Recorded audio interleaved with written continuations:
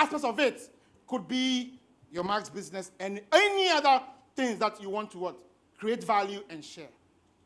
Next slide, please.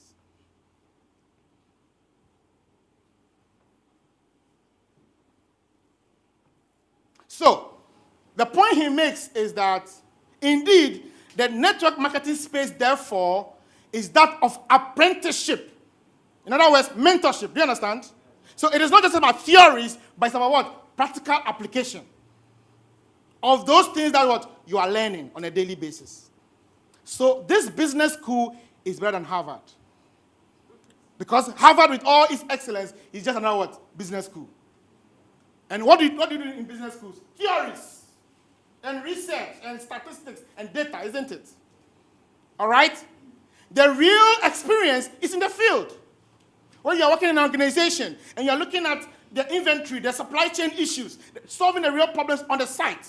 That's what we do. Network marketing, that's what we do on a daily basis. Product shortage, expired products, the negative publicity on social media. Those are the things we deal with what? On a daily basis. That is in the business arena. Do you understand? Yeah. Now, when you develop yourself, there has to be a place where you practice the apprenticeship. And that's where mastery comes in. When you begin to solve, you continue solving these problems, you become what? Better and better. And you achieve what? Mastery. Next slide, please. And so, it is to create a learning environment. So, the advice is this. For you, okay, for you who want to change your organization, who wants to have the optimum in your organization, optimum in your approach, optimum value creation in your teams,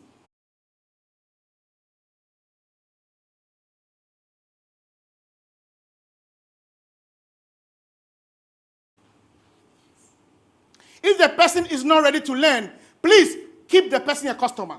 Or better still, flee from the person. Because they will infect you. When they infect you, they will affect you. And when they affect you, poverty will come to you. Because poverty is not or wealth or money is not what is in your bank account. It's what's in your head. All right? So if they keep you away from learning and improving, then they are taking away what? Your money, essentially. All right? And so develop a learning environment in your team. Make sure the individuals are people who are interested in learning and create an environment for learning. Let them understand that this business is about what? Learning.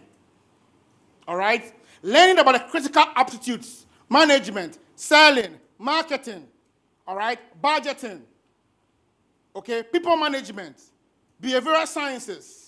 All these things you need to be able to develop and build a massive, not just a massive team, but a quality team. All right? And Peter Senge, in a seminal management book, Fit Discipline, talks about a learning what? Organization. I want you to take a look at that book and what it says. He has this approach of a learning organization, which is not top-down, but what? Bottom-up. Everybody's learning. Everybody's contributing to the ideas of the company. Not that one person is a champion who knows it all.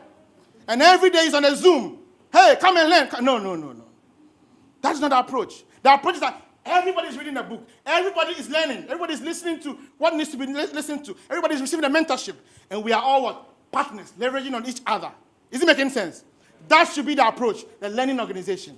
Develop a learning organization where we are all learning and improving on a daily basis. Next slide, please. All right? What should we learn about? What should we improve? You need to improve emotionally, socially, mentally, spiritually, physically. It has to be a holistic what? Development. It can't just be about money. It can't just be about network marketing. It can't just be about, it has to be every aspect of your life. Your relationships, your spirituality, all of it. That's why I like it when Dr. Kelvin laces his speeches with the Bible verses and the way he weaves it. And I'm like, oh, Dr. Kelvin, you're in the spirit. Dr. Kelvin is in the spirit. All right? That is personal development. Personal development is not only reading Think and Grow Rich. No. It's reading everything that is relevant. It's listening to anything that is relevant. Any information that will give you what? Value. Any conversation that when somebody meets you, they can take some value from what? From you. That is personal development. So don't think it's only you who is doing personal development. The politician is doing personal development. Do you know what I'm saying? The people out there are doing personal development. So long as they are committed to a lifelong learning and growth. It means that he may not know this today, but because he will keep learning and searching, eventually what? He will find it. Is it making sense? It is not an event. It's what? A process. Next slide, please. All right? So create value. How do you start creating this value?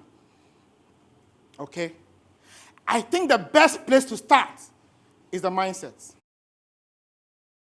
He has done my job for me. He said he calls it what? Mindedness. Or world. Is that a topic? Yes.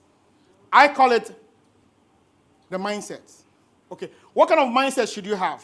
Please, can I have the slide back?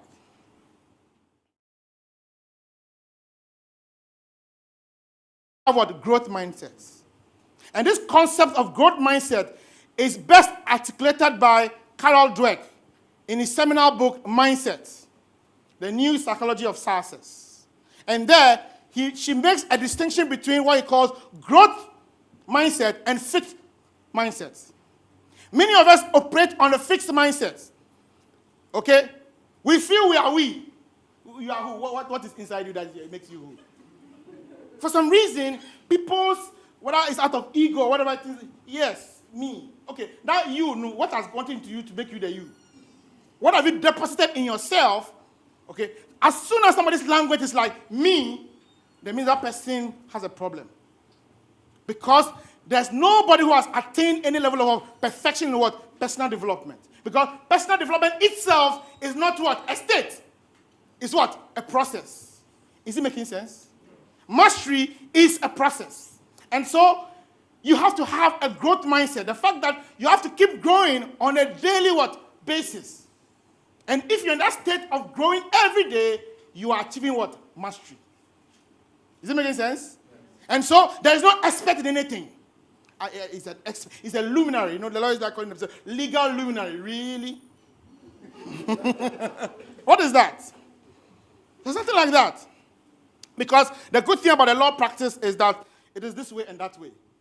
Sometimes I know we confuse you guys. Understand? Because you see, for every issue, there's another side to it. And really, that's what life itself is.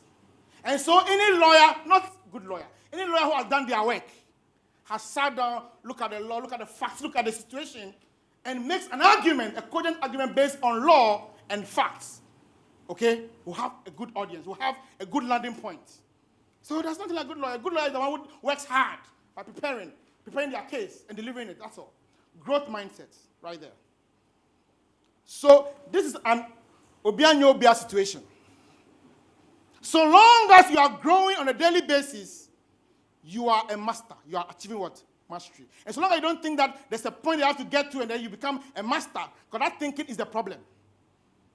All right? So, to be able to create that value and to become that learning organization, and therefore to bring self-development at the center stage of your approach to building your business, what you need to acquire in your team is what?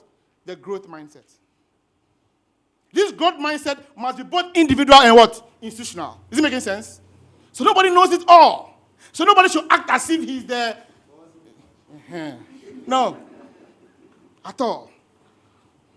You, the leader, your job is to facilitate what? That environment of what? Learning. And encourage what? Learning. Next slide, please. Okay? And the mindset starts with what? The thoughts. So Lao Tzu has a saying. He says that what? Thoughts leads to words. Words leads to action. Action leads to what? Habits. Habits leads to character. And character leads to what? Destiny. Beautiful words, isn't it? But it's also true. Indeed, the thoughts leads to actions. The action leads to belief. And the belief leads to what? Thought again. And then the cycle repeats itself. So you have to mind your thoughts. You have to mind your thoughts by being deliberate about the thoughts that you have. Now, here's the thing. We are disadvantaged already from the beginning. Why? Because when we're born, no matter which environment you're born into, you've had some knocks in life before. They've told you all your shortcomings and described them in graphic terms. You don't amount to anything.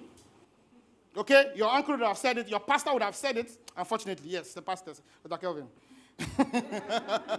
All right? Your teachers. All right? People in your environment would have said debilitating things to you within your formative years. Such that by the time you become an adult like me, you have impotent in your head. And that is what is preventing you to become the great person that you are destined to be. So you have to be very deliberate about how, because it all starts from what? Your thoughts. Okay? Because those thoughts will produce the kind of actions that you should produce to give the results that what you want. And then the belief that you're able to achieve and do these things will reinforce what? Your thoughts. So it means that it's a closed circuit. You have to ensure that all these negativities, news, bad association, that Mr. Kelvin talked about, all these things should not be able to what? Get into that circle or into that circuit. All right? And I want you to look at this book, How the Mind Works. This gentleman, Albert, he came to me a couple of months back, maybe a year, more than a year or so. He said, Lawyer Ray, I heard about this book, How the Mind Works. Would you recommend I should read it? And I said, hold on, young man. Read some other book first and come to it. Yesterday I met him, I said, right now, Albert, it's time for you to read How the Mind Works. This is a beautiful book, but it's not an easy read. That's why I said he shouldn't read it at the time. Because what Steven Pinker, a foremost psychologist, he took this gargantuan step to tell us how our mind works. I don't know what gave him the audacity to do that. All right? But through scientific research, through the works of other people, okay, he talked about something he calls the computational theory of the mind and the evolutionary biology to explain to us the fact that the mind is the main engine that coordinates how we see, how we walk, how we perform action with our hands and everything. And through evolution and natural selection, it brought us to how, you see, the brain is the actual physical thing there, right? But then through the brain's exercises and adaptation, it has produced what? The mind. Is it making sense? Yeah. It may not. Read the book. All right? Read the book. But I think that it's important because it starts with our mind and our thoughts. We have to be deliberate and be interested in everything that has to do with what? The mind. And so read about anything in psychology about the mind and anything that makes us do what we do. Because it's not only to understand yourself, but to understand the people who you are what? Working with, the people who are in your space. Next slide, please.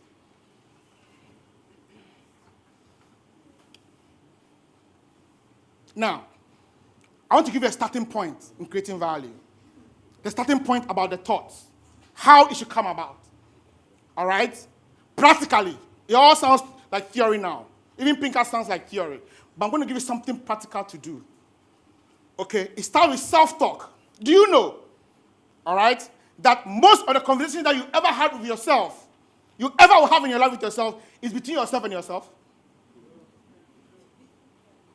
Most of the conversations you have is between yourself. What do you say to yourself when you talk to yourself? This thing there, it can't work. No go be. This life no balance. All right? And the unfortunate thing about all this is that for the most part, we're not even aware. We're not even aware that this conversation is taking place. That's the danger about it. Sometimes you may be conscious, but for the most part, for the millions of conversations that we engage in with ourselves, we are not even aware that we're having those conversations. And that is why you have to be deliberate. So this book, I recommend to you, What to Say When You Talk to Yourself. But another guru, Shad Helmstetter, PhD. All right? It's a small book, please. Okay? It gives you a guide as to what you should be doing about your mind and how you should talk to yourself. That will make a difference in your life. All right? And if you're overwhelmed about reading all these books, we are talking about creating value by learning, so I have to give you books to read, isn't it? So it's only fair, isn't it? I can't come and stand here and talk plenty about developing yourself through whatever, and then no book, no. So I'll give you small books to read, okay? But you can augment that because you get most books free on YouTube. There's an app that you can find, SnapTube, okay? And If you cannot find me, there's a gentleman called Macario. It's my team. I introduced things to them some couple of years back. You can use that to download the audio aspects, both the video and audio really, but what I think you need is the audio of these books and listen to them for free. Okay? If you're ready to invest into your business, find Audible. That's what pharmacist Albert has. Go to him. He'll show you how to download Audible either from iOS or you can just go there yourself, okay, or Play Store, and then install it and buy books and just listen to them. All right? Okay, but this book you must read immediately at once because this is the start of how the start is what from your thoughts, and your thought is from your self-talk. And he has samples. He's even done as a favor by giving us samples of the kind of self-talk we should have with ourselves. That will begin to change the narrative that we have with ourselves. Next slide, please. Okay. Now let's look at some strategies. Some strategies to develop and create value. And then after that, we'll talk about how to share those values. All right? So once you begin to start aligning your thoughts, all right, which ways can you acquire a lot of these values? Okay, so we'll talk about specific ways that environment that you can create deliberately to ensure that you are having the right frame of mind. Next slide, please. Okay, your network. Dr. Kevin talked about it, but I'll still... the people that has your ear and the people that you have their ear. Those are the people who are affecting.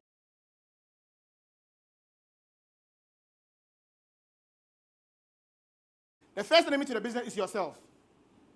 Yes. Because, there are those moments that you always come to yourself and say, this business, is it worth it? What have I really achieved in this business? You understand? So I say this. I say that, listen, you may be a crown diamond, you may be a double diamond, you may be platinum, whatever. It doesn't matter. But you have to be deliberate about reclosing yourself in the business world from time to time. You know what closing means, isn't it? When you invite a prospect, he sees the plan. There are things that you say finally to the person to close the person, to convince, not that you won't convince the person, but to get a person convincing himself that this is the right vehicle for the person. Do you understand? That is closing. You yourself, you have to close yourself. You have to do this from time to time, regularly. If it's a retreat, you have to go and sit at the beach. To close yourself, please do it. Because you need it. All right? And I think some of the books that can help you in building networks, that deliberate approach in getting the right kinds of people will be How to Win Friends and Influence People. Many of you have seen this book. Yes. But have you studied it? Have you studied? I didn't say read. Have you studied? Have you applied the things that it says? All right? Go back and do that. The other one, 7 Habits of Highly Effective People. And any other book from Stephen Covey. He has many other books. Even his son has taken up. He calls one The Speed of Trust. Powerful book about how trust is a currency in business. You want to find it? Albert, please find it. I know you will. All right? Anything from Stephen Covey. All right. In no particular order, I think I should have even had leadership at the top. These are the areas of things that you need to expose yourself to. Okay? Leadership, because you'll be leading people. Okay? All right? Leadership is everything. Okay? And leadership is not about you are the one with the authority. No. And telling people things. Leadership is what? Empathy. One word, empathy. The fact that you can put yourself in another person's situation and understand them and help them from where they are to where they ought to be. That is leadership. Is it making sense? So you need to learn about leadership. I mean, John C. Maxwell has written everything about leadership. But there are so many other books about that. Communication. Okay? How to Win Friends and Influence People is a great place to start. And there are so many other books on how to communicate effectively. You know that most of communication is not even verbal, isn't it? Most of communication is not even verbal. Most of the communication with people.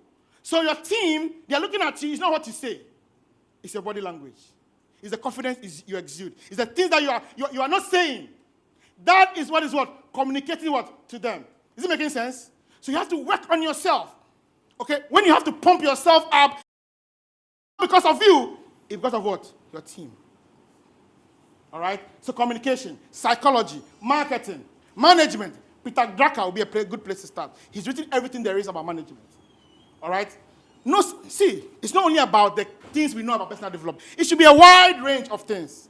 Because if you learn all these things and one day you go and meet an agronomist, what will be your chat with the person? Is it making sense to you? So your knowledge must be broad. Read wide. Okay? So read something about economics to give you a perspective about how this whole thing works. Ghana trade deficits, all these things. Get some understanding. All right? Sales. Okay? Because of what we do, we know a bit about sales. But read about sales. And know that perhaps we are not even doing it rightly. Okay? Behavioral sciences. Know some history. History is just a documentation of where we have come from and where we are likely to go. You need to understand the times. Otherwise, what you'll be doing will be missing the point. Okay?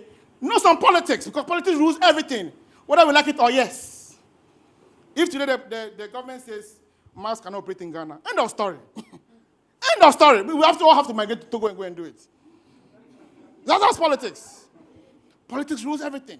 So we cannot say that it's a dirty game, so no, please care. But don't take it from the news. Take it from what? Books. Take it from documentaries. Take it from something that is well researched. Okay? Biographies of people, not just business people. Business people, very important. Political leaders, any kind of leaders. Science leader, Einstein, Edison, Henry Ford, Carnegie, all these people. Read about them, know them. Yesterday we were talking about Vanderbilt. Read about Vanderbilt. Read about Rothschilds, Morgans. Okay, how they build their empire. Read about these people. It will give you some understanding about how the world works. Okay? Know about the world. Peoples and culture. Be interested. Money, which Dr. Kevin has already started us on. All right? And wealth. Next slide, please. I recommend a few things to you. Few books. Please take a picture. They're not just books, but people that I think you should know about. I think it will be useful to you. And I'll tell you why. Homo sapiens, non-negotiable. Read. A gentleman called Yuval Harari. He's taking his time to tell us how the world came to be as it is today. And then he didn't end there. He continued to tell us how the world is going to look like in the next 100 years. You're wondering, isn't it? Some people are afraid. AI and all these things. People are going to live beyond 150 to 200 and beyond. You know that, right? Yeah. Or you don't know? Yeah. A lot is going to happen. Maybe at the time you're about to die and beyond. A lot is happening already. All right? Another book, okay, Jared Diamond talks about how come some people are able to succeed in the world, some part of the world are able to succeed, and some people don't seem to get it. He took an anthropological approach to understanding this. For Africans, I think it's very important for us to know. Guns, gems, and steel. He thinks that they have something to do with the evolution of people in the different parts of the world. Please find that book. Recently, I found this other one by somebody called Ross Douthat, Decadent Society. Okay, it was mainly about the American society, but I think it can be said about all of us. Churchill, great man. You may say what you want to have. I don't know where you stand on this debate, but he's a great man. You want to listen to his speeches. You want to listen to his role and what he sacrificed his life to do. And I think one of the best accounts you can have is by a man called William Manchester, his biography of Churchill. It's a great one. Okay? Napoleon Hill. People hate him, people love him, and whatever. It doesn't matter. Read about the man. The guy's a great leader, a great military strategist. You want to know how his mind works. Okay? And I think I read a book about him from somebody called Norma Roberts or something like that. I think that was a good one. That's what I read. I'm sure there are so many other biographies about him, but that's the one I read. And we Africans. So we're interested in Pan-Africanism and how we came into being and the forces of the world that are either working for us or against us. You want to know. Because you are doing this business in this environment. It's an international business. You have to understand. Certain things are in there. You want to understand the world and how it works. Something to do about colonialism. Okay? Don't just listen to Western stuff. Read things to do with Africa as well. And if you want to know the best history about the world, but it's mostly Western civilization, a man called Will Durant. He has an 11-volume book on how the world became what it is. That one is a lifetime investment, but you can just try. Okay, he calls it the history of Western civilization. Okay, from ancient to the time of Caesar, the time of Jesus, to Greeks, to the time of what do you call it? There are very epochs in history that he spoke about, okay? Then my favorite author is Robert Greene. Everything he says I like. All right? So all his books, Mastery is one of the best. Laws of Human Nature, 33 Laws of Power, Seduction, so many books. What I love about him is that, I was sharing this with Albert the last time, was that he takes examples from history. And so he encouraged me to go into history a lot. So you see, one thing about history is that it happened. So he teaches you human nature, psychology of human beings through what? Historical accounts. Very, very powerful. You want to learn about Lincoln. And a good place to start is the book called A Team of Rivals. Team of Rivals, written by Doris Keane Goodwin. Very, very, very good. It is not a typical biography. He talks about how Lincoln dealt with his cabinet, because his cabinet was full of his own enemies. So it's like another one, and he brought JM to his cabinet and brought a CPP leader to his cabinet. That's what he did. And this was the time of the American Civil War. Please, we have done great things in the world. Please, you want to know about him. And our own Nelson Mandela and Kwame Nkrumah in that direction. Okay, Mahatma Gandhi, a great person. Business leaders, want to learn about Rockefeller, Vanderbilt, all right, okay, and Morgan, Rothschild, Jay Gould, these people.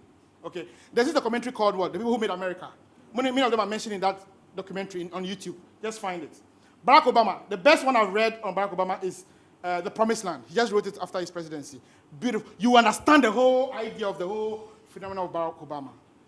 Very inspirational, okay? And then some general literature to give you an understanding of the world. The War and Peace is a good place to start, by Leo Tolstoy. You want, if you're into those things, Dostoevsky, Anton, whatever. All these Russian writers, very, very phenomenal, okay? Luther King, you can't ignore him.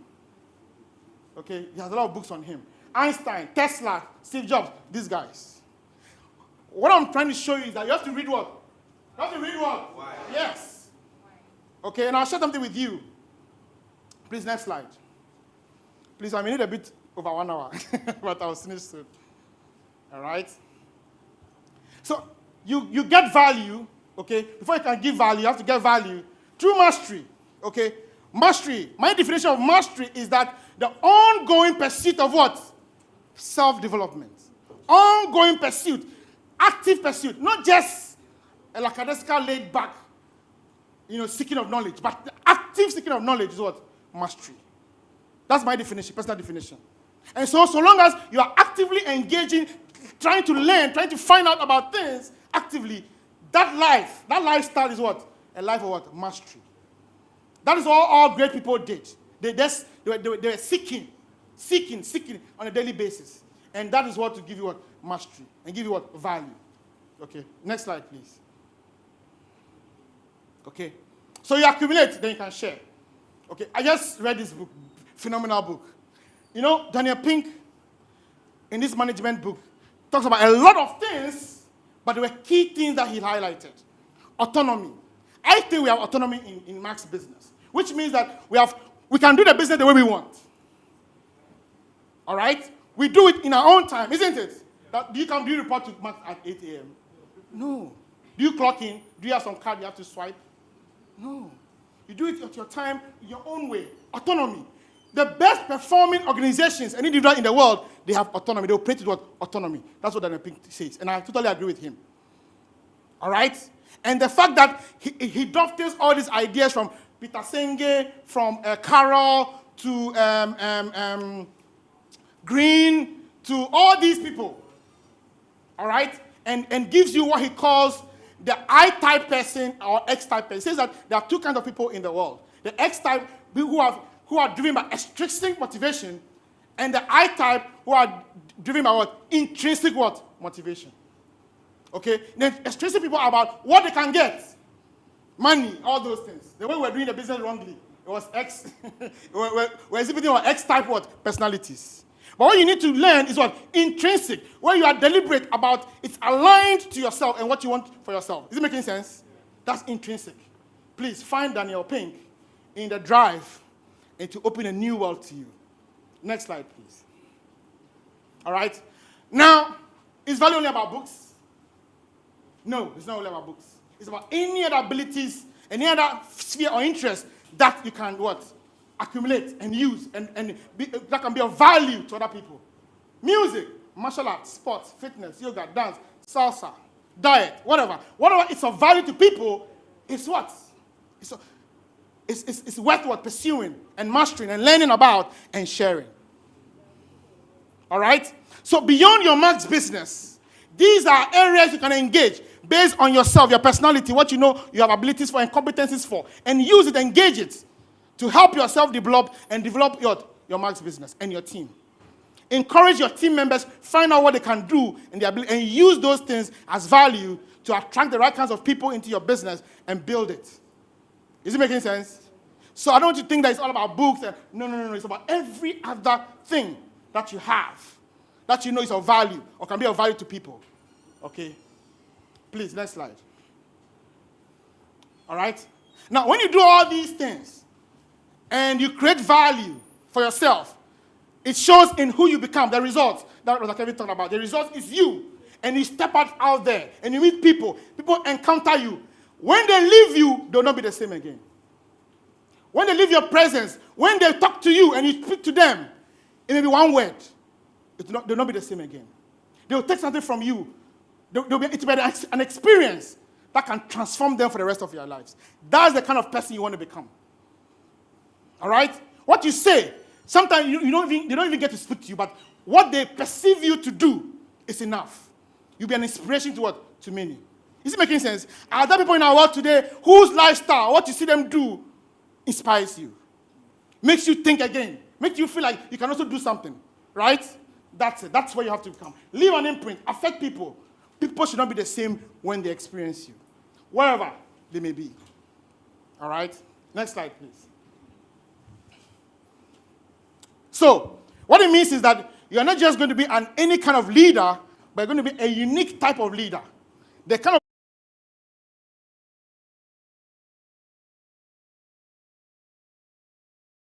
experiencing you knows that, no. Like, for example, when you hear of Mahatma Gandhi, what does he inspire you with? Oh, isn't it? What kind of human being is this? Mandela, yeah. That kind of thing. You can become that next Mandela. It may not be in politics, it could be in business, it could be whatever. Because, see, Mandela helped liberate his people, isn't it? You can help liberate your village. And for them, you are their Mandela, isn't it? That's it. Brighten your corner, whatever it is. You don't have to be the best leader. No.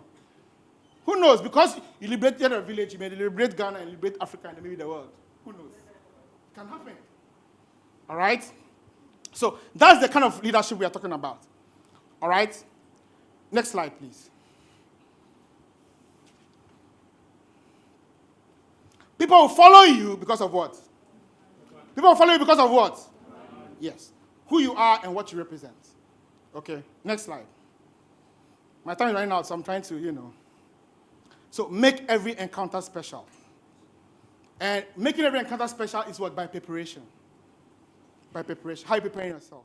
Through all these activities, the people you have in your circle, developing the various skills you have, reading the kind of books you have to, listening to the people you have to, being to the trainings that you have to be to, that would prepare you to have a special encounter on a daily basis. I'll share two.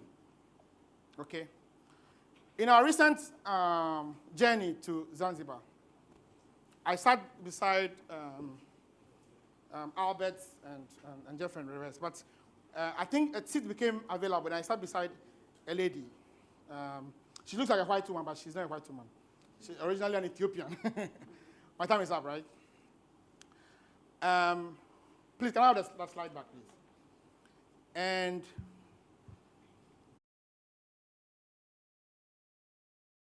by her so that she can sleep. So she said, "Oh, I was just about to sleep." I said, "Okay, I'm sorry." So I was going, "No. You said, white people are nice, so So I wanted to read something, so I took my tablet and So I think she asked something. So we got into a conversation, and I found out that she worked with the UN in Ethiopia.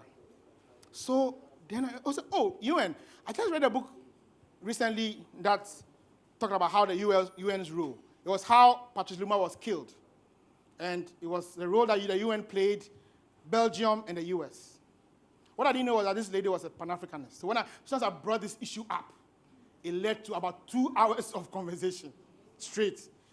In the end, she told me everything about her family, her husband, her children. I wasn't even talking at the point. I was just listening. What would lead somebody to do that? What would make you a good conversationalist? You only have to have a key. How do you acquire the key? Books. Is it making sense to you? And when you have books to unlock people, you have all the money in the world. Is it making sense to you? That's it. All right?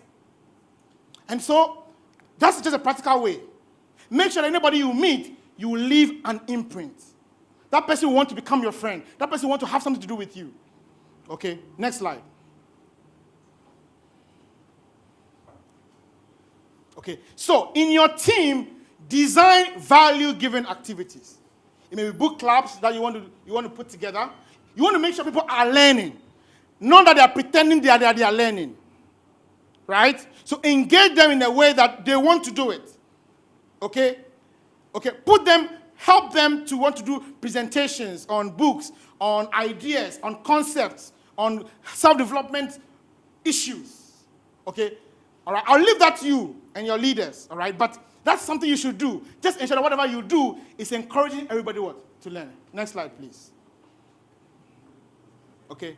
Bring like-minded people together, both in your business and outside of your business, to do activities that will promote learning. Next slide. And then share the value. Share value. Okay? When you become pregnant with all these ideas, you can't keep it in because you will die. So you have to all right? Okay. Imbibe the ideas and then share. And as you heard from Dr. Kelvin, value return to its source. So when you have value and you give value return to you in so many ways. Through goodwill. It may return to you as goodwill. Through money, connections, all power, all the things that you want in the world. Because when you give value, it's influence. And the action of influence is value that comes to you. Next slide. Okay? And you can commercialize all those activities. After you start doing all this training in Max, you cannot charge people. You think that the value we are giving right now, people cannot pay for it? $1,000 to come and listen? They will. All right? That's it. So you can do that. You can develop yourself such that you'll be on a platform and people will pay good money to come and take value from you and pay you for that value. All right? Next slide. Okay? So create a unique lifestyle of value personally and as a team. Okay? That's the approach. Next slide, please. Okay? Share value with the team, public. Next slide. Okay? So become a learning team. Okay? One of your mottos as a team is We are the learning team. We are the team of mastery. When you say mastery here, it means that we are a learning team. We are learning every day to become better in all the things that are important and matter to us. Next slide. Okay? And become value-driven leaders. Each and every one to strive to become a value-driven leader. That way, your water that you fetch, it will be with budumba and not basket. And I say this in conclusion that when you take this approach seriously, not just pay lip service to it, but put all the things in place to ensure that self-development becomes your mainstay. That thing is just a passing ground for nothing in this world can stop you. Okay? The doors of kings will be open to you. You will sit at tables with kings. You sit at tables with presidents because of what you have in your head. That is the difference. Thank you very much. Thank you.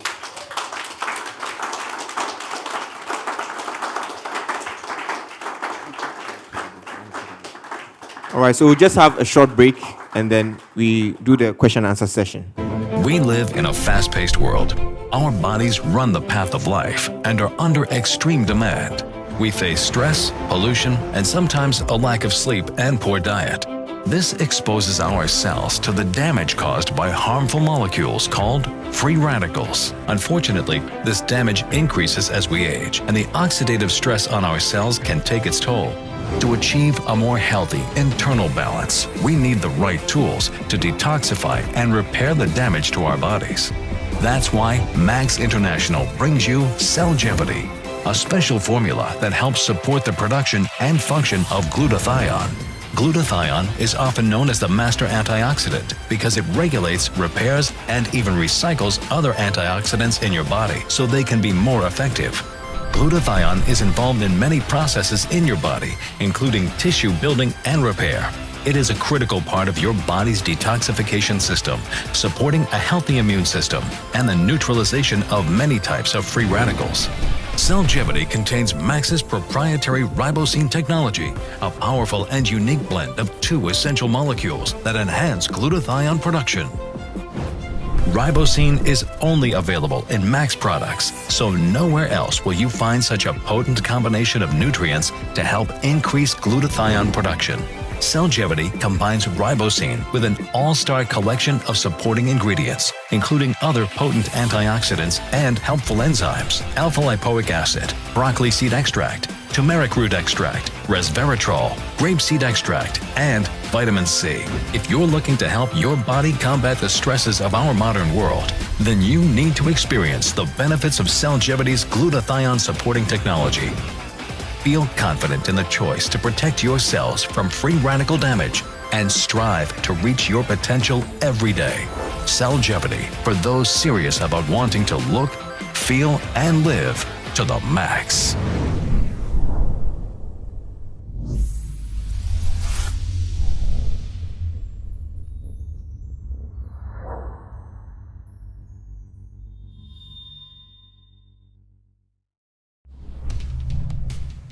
You're competitive in life and looking for an edge. You want to perform at your peak during the day and in every situation. You need to stay on top of your physical game and maintain mental focus. So you need more than an energy drink. You deserve a supplement that helps empower your performance. Max International brings you Max ATP, the great tasting vitamin and nutrient supplement designed to support your body in performing at its best. Max ATP features patented ribosine technology, a combination of powerful nutrients designed to help keep you performing all day long. Ribosine includes D-ribose to assist your body in converting food into energy, fueling the production of ATP, your body's energy currency.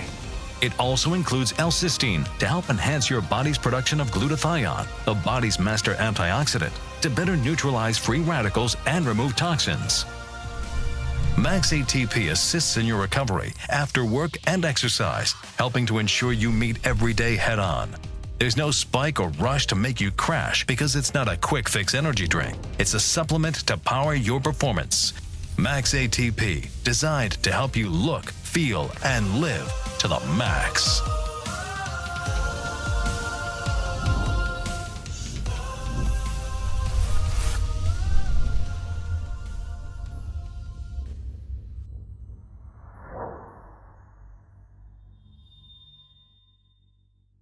We all strive to live our lives to the fullest, to be healthier, happier, and more productive. Our bodies have the natural ability to adapt, to improve, and to help us reach our potential. There is one critical element inside each and every one of us that can help us achieve that potential and improve almost every aspect of our lives. It's called glutathione. World-renowned researcher Dr. Nagasawa recognized the importance of glutathione to our health decades ago and was inspired to bring a better quality of life to the world. It is already natural to your cell. Your body produces glutathione. Glutathione is the master antioxidant that's present in every cell of the body. It defends, cleanses, and supports every one of our cells. It is one of our body's most important assets to promote health from within, particularly in the fight against oxidation. Oxidation can cause our bodies harm. It's caused by reactive molecules known as free radicals that damage our cells and other structures, including our DNA. By definition, a free radical is a molecule that has one extra electron, and these molecules are very reactive and unstable and can interact with our healthy cells and tissue and cause damage if they're not neutralized by our antioxidants. Ever cut open an apple and notice it turn brown from exposure to the air? This is from oxidation, which works similarly on our cells, damaging the function of the cells by deterioration from free radicals. Glutathione works to protect our cells from the negative effects of oxidation and the stress it can cause by neutralizing free radicals and helping to prevent the chain reaction of cell damage. Glutathione has been the subject of over 120,000 research citations and is one of the most scientifically researched materials in our bodies. Optimal levels of glutathione benefit us by working to reduce the negative impact on our cells caused by physical and mental stress, poor diets, and environmental factors. As you get older and older, your glutathione level goes down. If you're subject to the environmental toxins, even some drugs, you're liable to deplete glutathione. Therefore, you need to replenish it. The benefits of higher levels can be seen in energy levels, mental clarity, our quality of sleep, and even our skin. Athletes the world over know of its importance for naturally enhancing athletic performance. By way of a significant scientific breakthrough, there is a unique compound that provides the proper ingredients to help support the natural production of glutathione. Ribosine is that revolutionary discovery. What we have done is combine ribose, a natural sugar, with L-cysteine, a natural amino acid, together to form ribosine. You can take ribosine by the oral route, and it is now bioavailable and gets into the cells. Ribosine has been the subject of over 20 independent peer-reviewed studies. Ribosine is the patented natural way to enhance glutathione levels and is available exclusively from Max International. Max's ribosine technology is unique in how it supports the ability to create glutathione from within, so we can enjoy the benefits of increased glutathione support in our everyday lives. Ribosine is only available in Max's innovative line of products to complement a healthier lifestyle and a healthier you.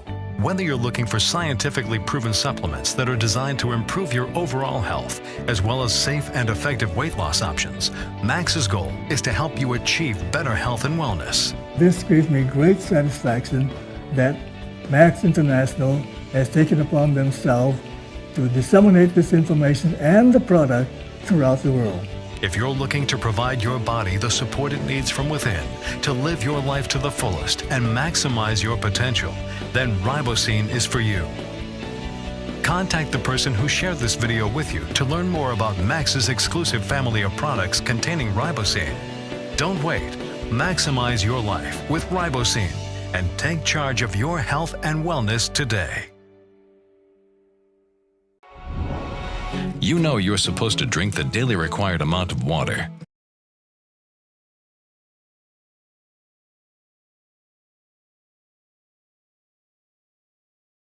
Please, we have just, in just about 10 seconds or maybe 30 seconds, right? The next speaker is coming into the building, right? But before we do that, I want you all to share with me, how was Lawyer Ray's session? Can you share? Was it good? Was it good?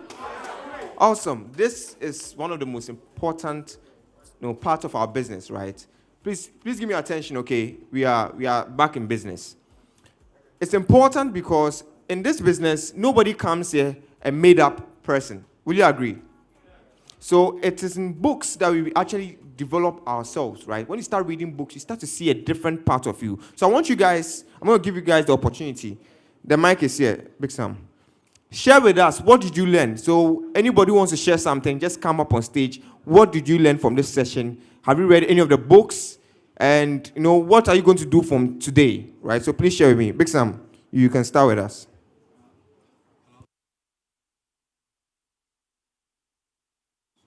Hello? Oh, Max morning.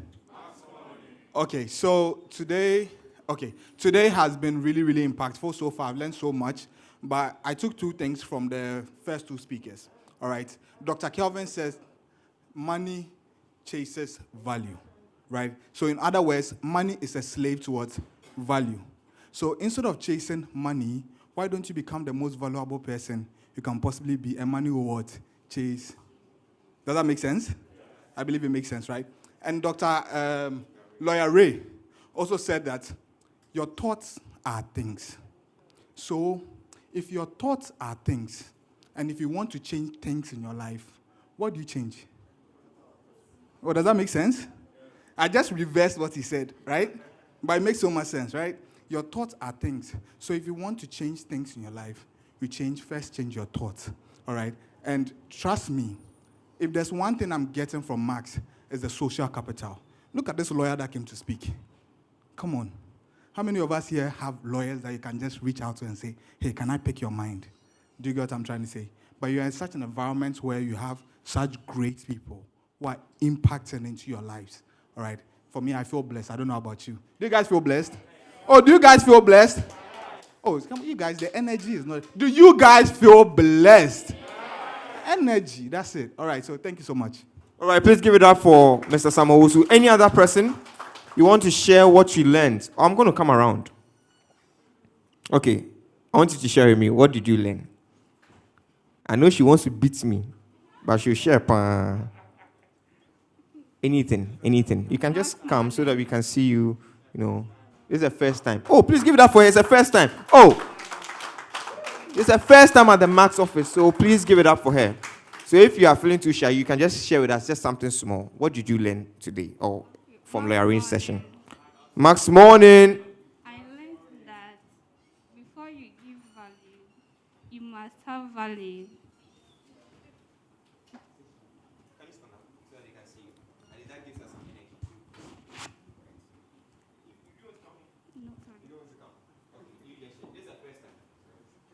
Max morning.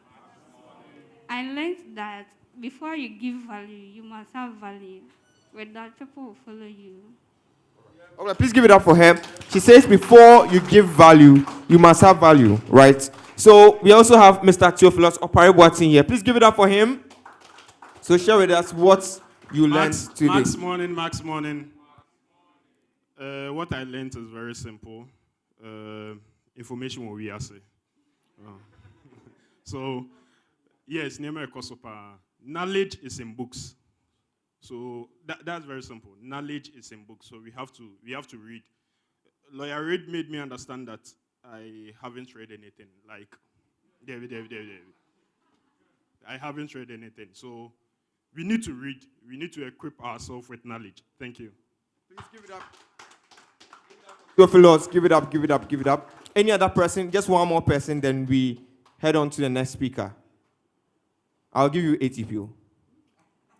Who wants to try? Hey, Ima, look how you raise your hand. I won't give you beer. All right, so please give it up for Emmanuel Atiboli. Ima, just share with us what you learned in a nutshell. So, Max morning. What I've just learned from the section now is before we can do everything, we have to change our mindsets. Okay? Our mindset drives everything that we do. So if you're able to change our mindsets, you'll be able to do everything that we are aiming for. Thank you. All right. Thank you. Prince. Oh, please give it up for Prince. In a nutshell, just give it us what you learned. Yeah, Max morning, everyone. Yeah, so one thing that Lawyer Ray shared was our self-talk, okay? And most of us, we grew up through life. I don't know for you, but for me, I grew up at a place where there was a lot of verbal abuse, like huge one, verbal abuse. So you grow up doubting yourself. You grow up believing that you are not worth it. And most people, we go through life, and every single conversation we are having with ourselves is repetition. In fact, 90% of our thoughts are repeated, and they are negative. 90% of your thoughts you have every day are repeated. And then normally they are negative and they are on autopilot. So when you learn how to become very conscious of your thoughts, and then you learn how to catch yourself when you are thinking negative or when you are thinking what other people are saying. One thing that I did that way for me was I asked myself, is it true? If any thoughts come into my head and then like it's limiting me, I ask myself, is it really true? Look at the person. Do you have the result that you want? And if you don't have the result that you want, it means you cannot validate that whatever they are saying is going to help your life. Okay, so thank you. Please give it up for Prince. Give it up. Okay, so we have one more person. A lady. Oh, you raise your hand. Okay, please give it up for our very own boss lady, Madam Epiphania. Oh, please give it up. She's my boss, so you guys have to give it up for her. Max morning. I'm a health worker and I learned the systems in the body. But one thing that we didn't learn is how the brain works, the products it brings. So the brain working produces the mind, and there's a science with it. And as people seeking for knowledge, we have to learn how the brain works and how our mind develops. If we are able to understand that, then we can understand people. It's a very important thing that Lawyer Ray highlighted, that I think I will go into that. And all of us, I entreat us to also follow suit, because if we understand ourselves, we understand people around us better. Thank you. Thank you so much for the value. Right, so before the speaker comes, I also want to share what I also learned. Is that okay? So I was, privileged to be on the same flight with Larry for 6 hours, right? And what he spoke about here, we spoke about it for 6 good hours. And one thing came to me, I was like, I've come to Max, and all I thought I was come to do here was just sell a couple of products, recruit some people. But it seems I am becoming a better person. And you see, when you become a better person, it's not only about you. The next 3 generations that are coming after you become better. Imagine you had, let's just say, I don't know all of you, but you had a great-grandfather who was big on personal development and instilled a culture in the family that ensured that everybody becomes developed, right? Everybody becomes developed. How would your life have turned out? Think about it. So you becoming a better person at Max is not only for you to just make some commissions. Yes, the commissions there, go for it. Go for the big checks. But you become a better person, and then it can affect your children, your great-grandchildren, the people in your community, and Ghana and even Africa becomes better. All right, so please give that for me too. I've also said something valuable, right? So we have our next speaker in the house. Are you ready? Oh, I can't feel your energy. Are you ready? Great. So we have a very, very, very, very important lady in the house. You see, my MC job today, I actually took lessons from her. Because when I came to Max, she was the main MC for most of our events, right? And she still is. She has the skill, she has the poise, and she has, that flair of an MC. And apart from that, she's an engineer, right, by profession. And she also has many businesses going on in the real estate world. And she is a Diamond Associate at Max International. Please give it up for her. Give it up for her. Give it up for her. Before I even call her. She thinks I'm about to call her. No, we are not done, right? I want the entire house to be energized, all right? To be focused. Have your pens, your papers ready to learn from her, right? Boss ladies, are you ready? The ladies, are you ready? I can't feel energy. The boys are even entering the whole thing. Boss ladies, are you ready? Great. The gentlemen, are you ready? Hey, no. So we have our very own Harriet Aqua in the building. Please give it up for boss lady Harriet Aqua. Please give it up, give it up, give it up.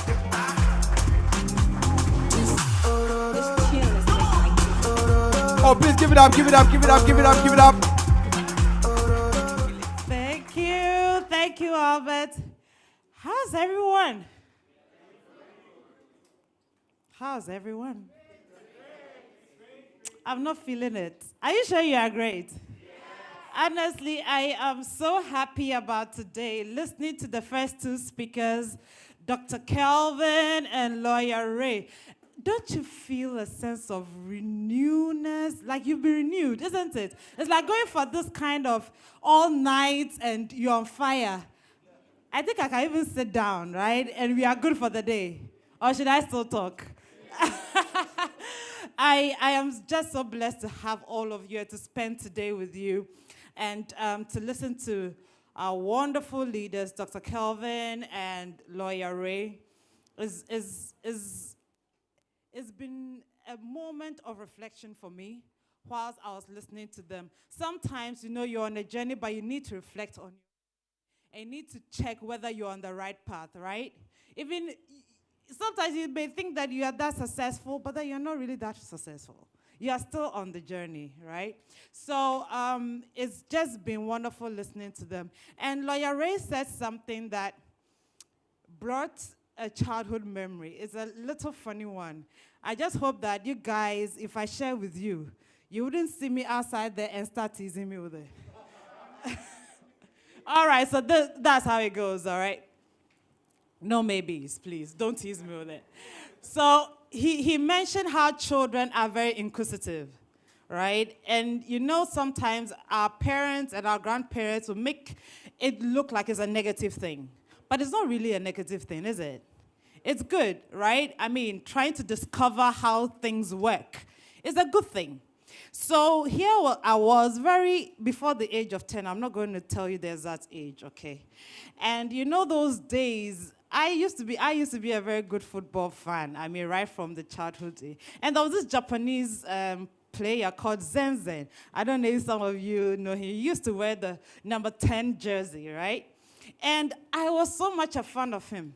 Those days where we used to have box TV, not the flat ones we have today, box TV. And I was wondering why human beings look so small on the TV. I mean, you look at them, they look so small. So when they pop out of the TV, would they look as big as us? So I needed to understand that mechanism, you understand? So one day after school, my grandmom was in the kitchen. And I wanted to go on this discovery journey. So I pulled my little cousin along. I took my grandmom's walking stick. And I told him that pick our grandmom's tortoise. It was made of wood, right? I said, we are going to crack the screen of the TV and find out where Zenze and all those players are hiding in the TV. Then pull them out and see the mechanism that they will enlarge. You see, it was a brilliant thought as a child. So I said to my cousin, when I hit one, you also hit one, you know, so that it will be pepper. When they are beating us, we will collect equal kings. It's fair enough, right? So we started this whole thing. And when the sound was so loud, my grandma would scream from the kitchen, "What is going on?" Then we'll just stop so that the coast is clear. They'll go back to our journey. But we realized that, look, this event is going to take quite a long while to crack this TV. Anyway, but receive our beatings for it. But then, that is what children do. Sometimes I say that children spoil things, right? But then it is out of what? Curiosity. And so, as he was talking, this thing came out. Why did we lose it? He asked that question. Why did we lose it? We went through a system that suppressed that ability for us to discover, right? Now I'm going to share a little bit of my story. Again, not like what you've been used to, but just a little bit before we go on. When Albert was introducing me, he spoke about me being a mechanical engineer and all that, but what is the motivation behind it? Now, when I was growing up, I'm someone who is very good with the hands. I like creative things, right? So, I mean, knitting, you know when we're kids, knitting and all those kind of things. I like beautiful, I like art, I like drawing. Those are what I do. And it got to a time I developed the interest for cars. And I got quite confused, especially going into secondary school, what I wanted to do in future. So I remember asking my mother, what do you think I should do? Should I be a singer because I love singing? Should I be a painter because I love drawing and painting, I love art? Or should I be an engineer? Thinking that I'll get some kind of guidance from her, she did not. She said, Harriet, whatever you want to be. I got more confused than the time I even asked her, right? But then I went with the direction of being a mechanical engineer because I wanted to design cars. Those days, my favorite car was the Passat, you know, of the VW. At that time, VW had not come to Ghana, right? But then my dream was to design the cars for VW. But unfortunately, we didn't have that. I didn't understand the market and the industry. We didn't have such a developed, you know, automobile industry in Ghana. So from university, I went on to go into the oil industry. That was not where I actually wanted to be. When Ghana discovered oil, trust me, I didn't budge because that was not my interest. But somehow I found my way there. Being in the oil industry also taught me a lot, all right? And then I was also still on self-discovery. because always I wanted to do something that will impact lives, but I didn't know how. Sometimes you know what you want to do, but you don't know how you're going to do it, right? And I used to ask a lot of questions growing up. Have you ever asked yourself, I think sometimes you see these things on social media. God should have brought me, I should have come into the world being an American citizen. We ask these questions, don't we? Ghana, yeah, bred too much. Africa, third world, continent. Why didn't God create me as an American or as a Japanese, Canadian? Why a Ghanaian of all countries in the world? Why a Ghanaian?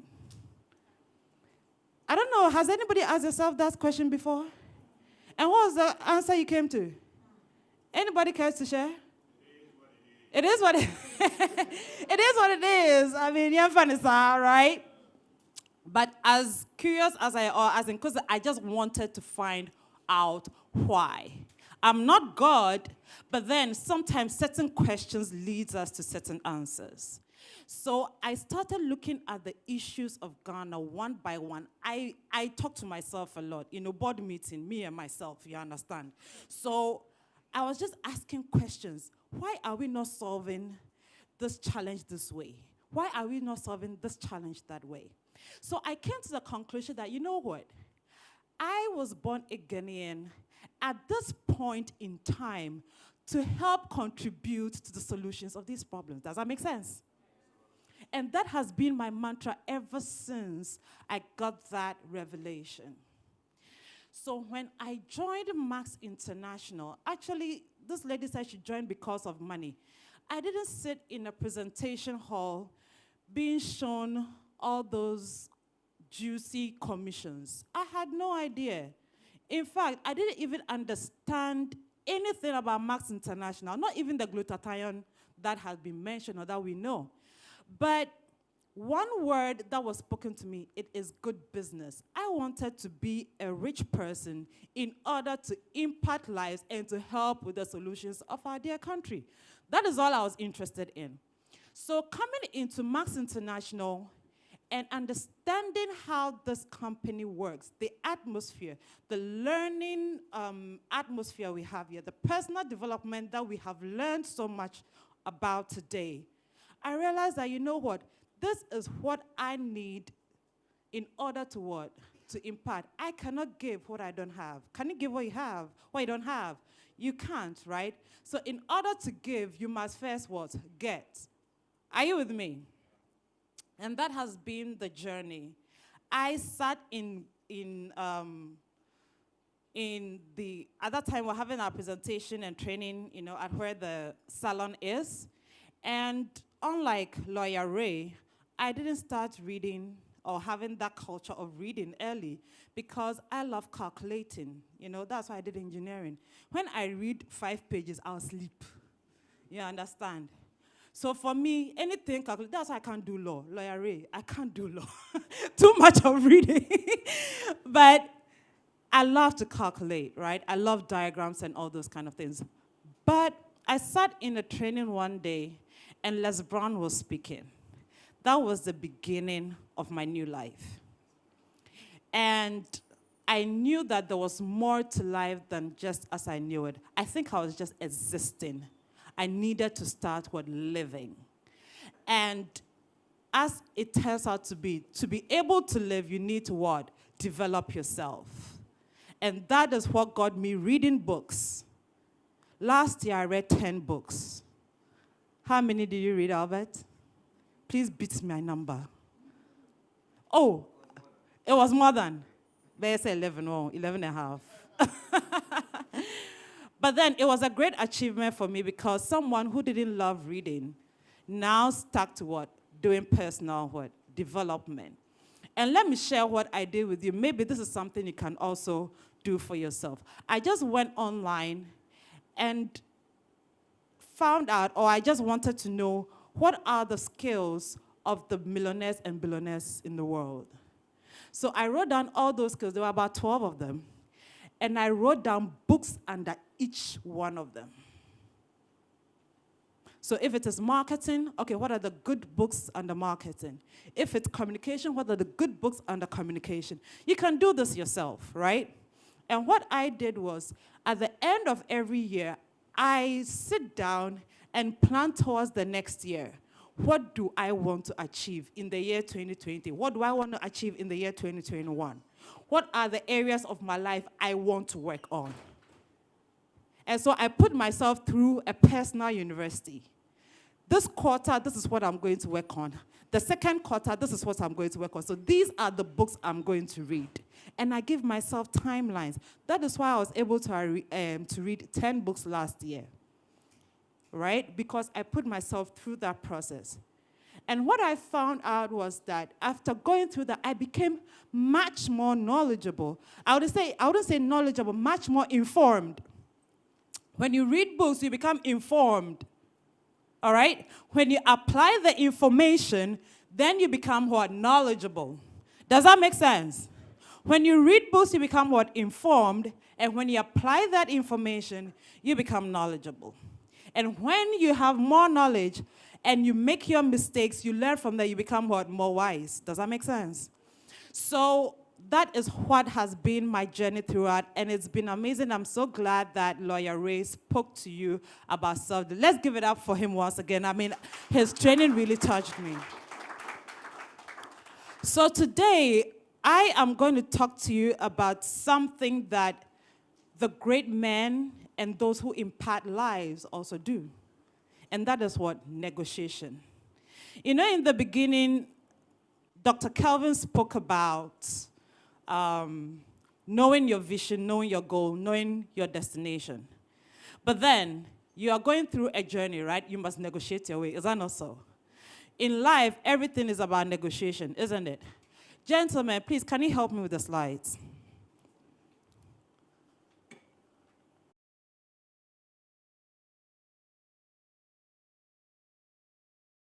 Very interactive. This is not a lecture, okay? So I'll be walking around.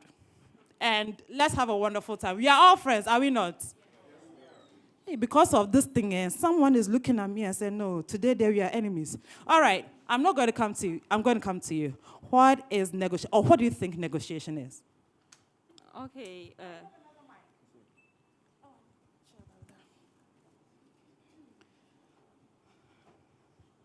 All right, there's nothing like a right or wrong answer, so feel free, all right? Okay, I believe negotiation is agreement terms. Agreement terms, okay. Yes. All right. Who else will want to try what negotiation is? Or should I pass the mic around? All right, the gentleman at the back. To bargain. Sorry? Bargain. Bargain. Okay, so bargaining. All right. Anybody else? There's no right or wrong answer. Try. Madam, I'm coming to you. You're looking away. Mm-hmm. I think it's a discussion aimed at reaching equilibrium. Yeah. Reaching equilibrium. Yes. Okay. Yeah. What equilibrium are you talking about? Maybe informed choices. Informed choices. Yeah. Okay. Someone from the side, anybody? Or should I go around? Will someone elect to do it? You want to? Okay, try it. Simply put, negotiation is to come in agreement with something, with someone. Okay. All right, give it up for them. But it's a word we've all heard about, haven't we? We use it every day, right? Let's negotiate, isn't it? We use it every day. All right, what are the avenues or the opportunities that we negotiate? We use it every day. We just said we use it every day. In business, okay. In sales, what else? With our children, exactly. In personal life, in relationships, we negotiate everything. Do you think we negotiate when we are crossing the road? Yes, no? Yes.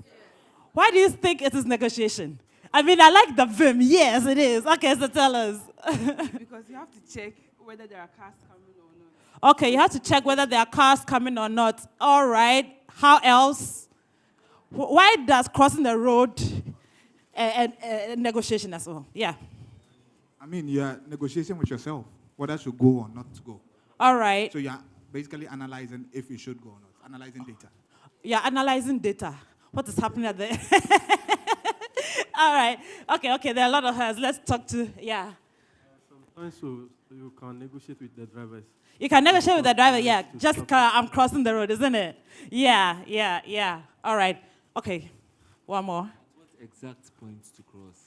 At what exact point you want to cross, right? Okay. All right. So everything about life is a negotiation. All right? So let's put that at the back of our minds. Whatever it is, whether it's with our children, your child is crying, you are in public, and you are telling the child, kindly lower the voice, even if you want to cry. You understand? All that is negotiation, isn't it? All right, and what are the benefits of negotiation?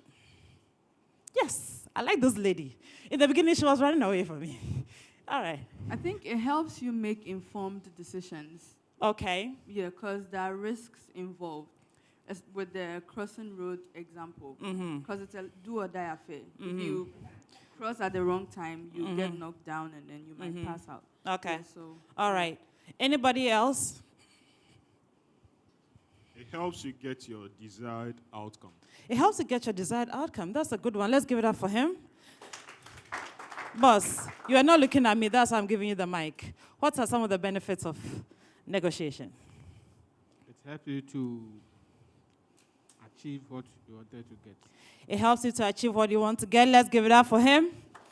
All right, my lady here. I think it also saves time and then prevent entry into something that will be worth it at the end of the day. All right, okay, let's give it up for her. Okay, last one, and we'll move on. There's some level of fairness.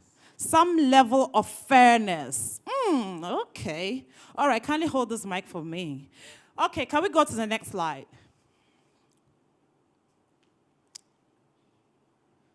Okay, so basically, negotiation is just a process of gathering information and also influence behavior. That is what negotiation is. You know, sometimes you want to go into a business, it's like you feel like you're going into a boxing ring. I'm going to negotiate it. You understand? I mean, even the aggression, the approach, once you hear negotiation, you hear something like a hardcore thing, isn't it? But then, that is not what real negotiation is. Negotiation is what? Just trying to get more information or gathering data and influencing behavior. Next slide. So in network marketing, what are the avenues of negotiations?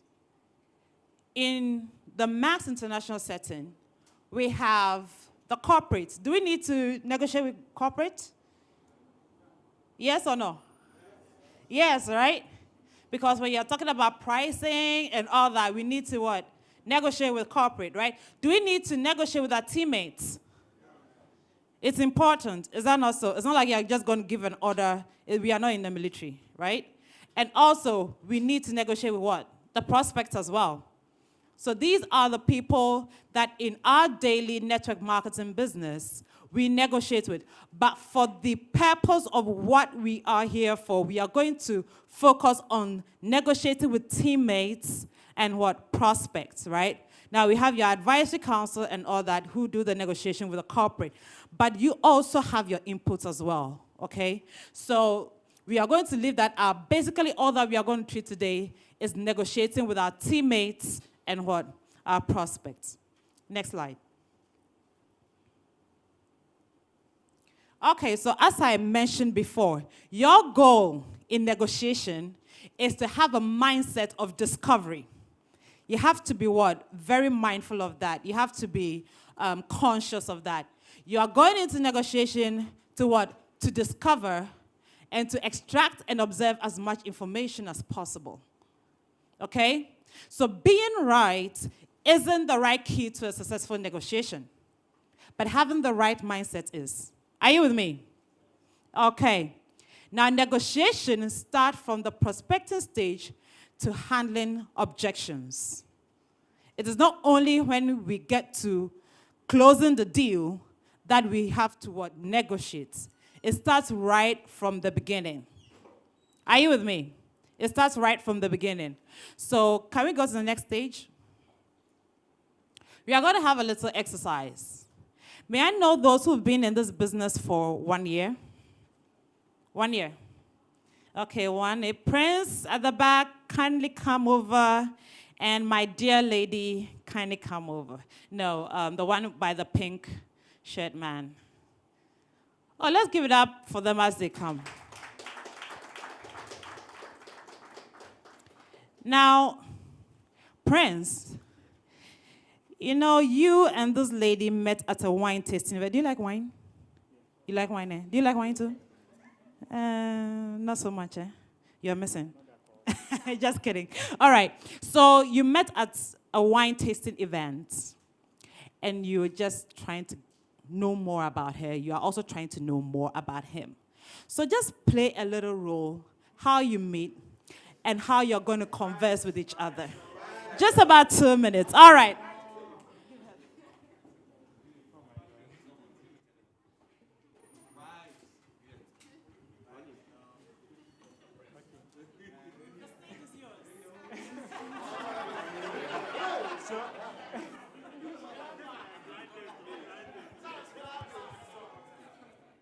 So the role again, we met at a wine tasting.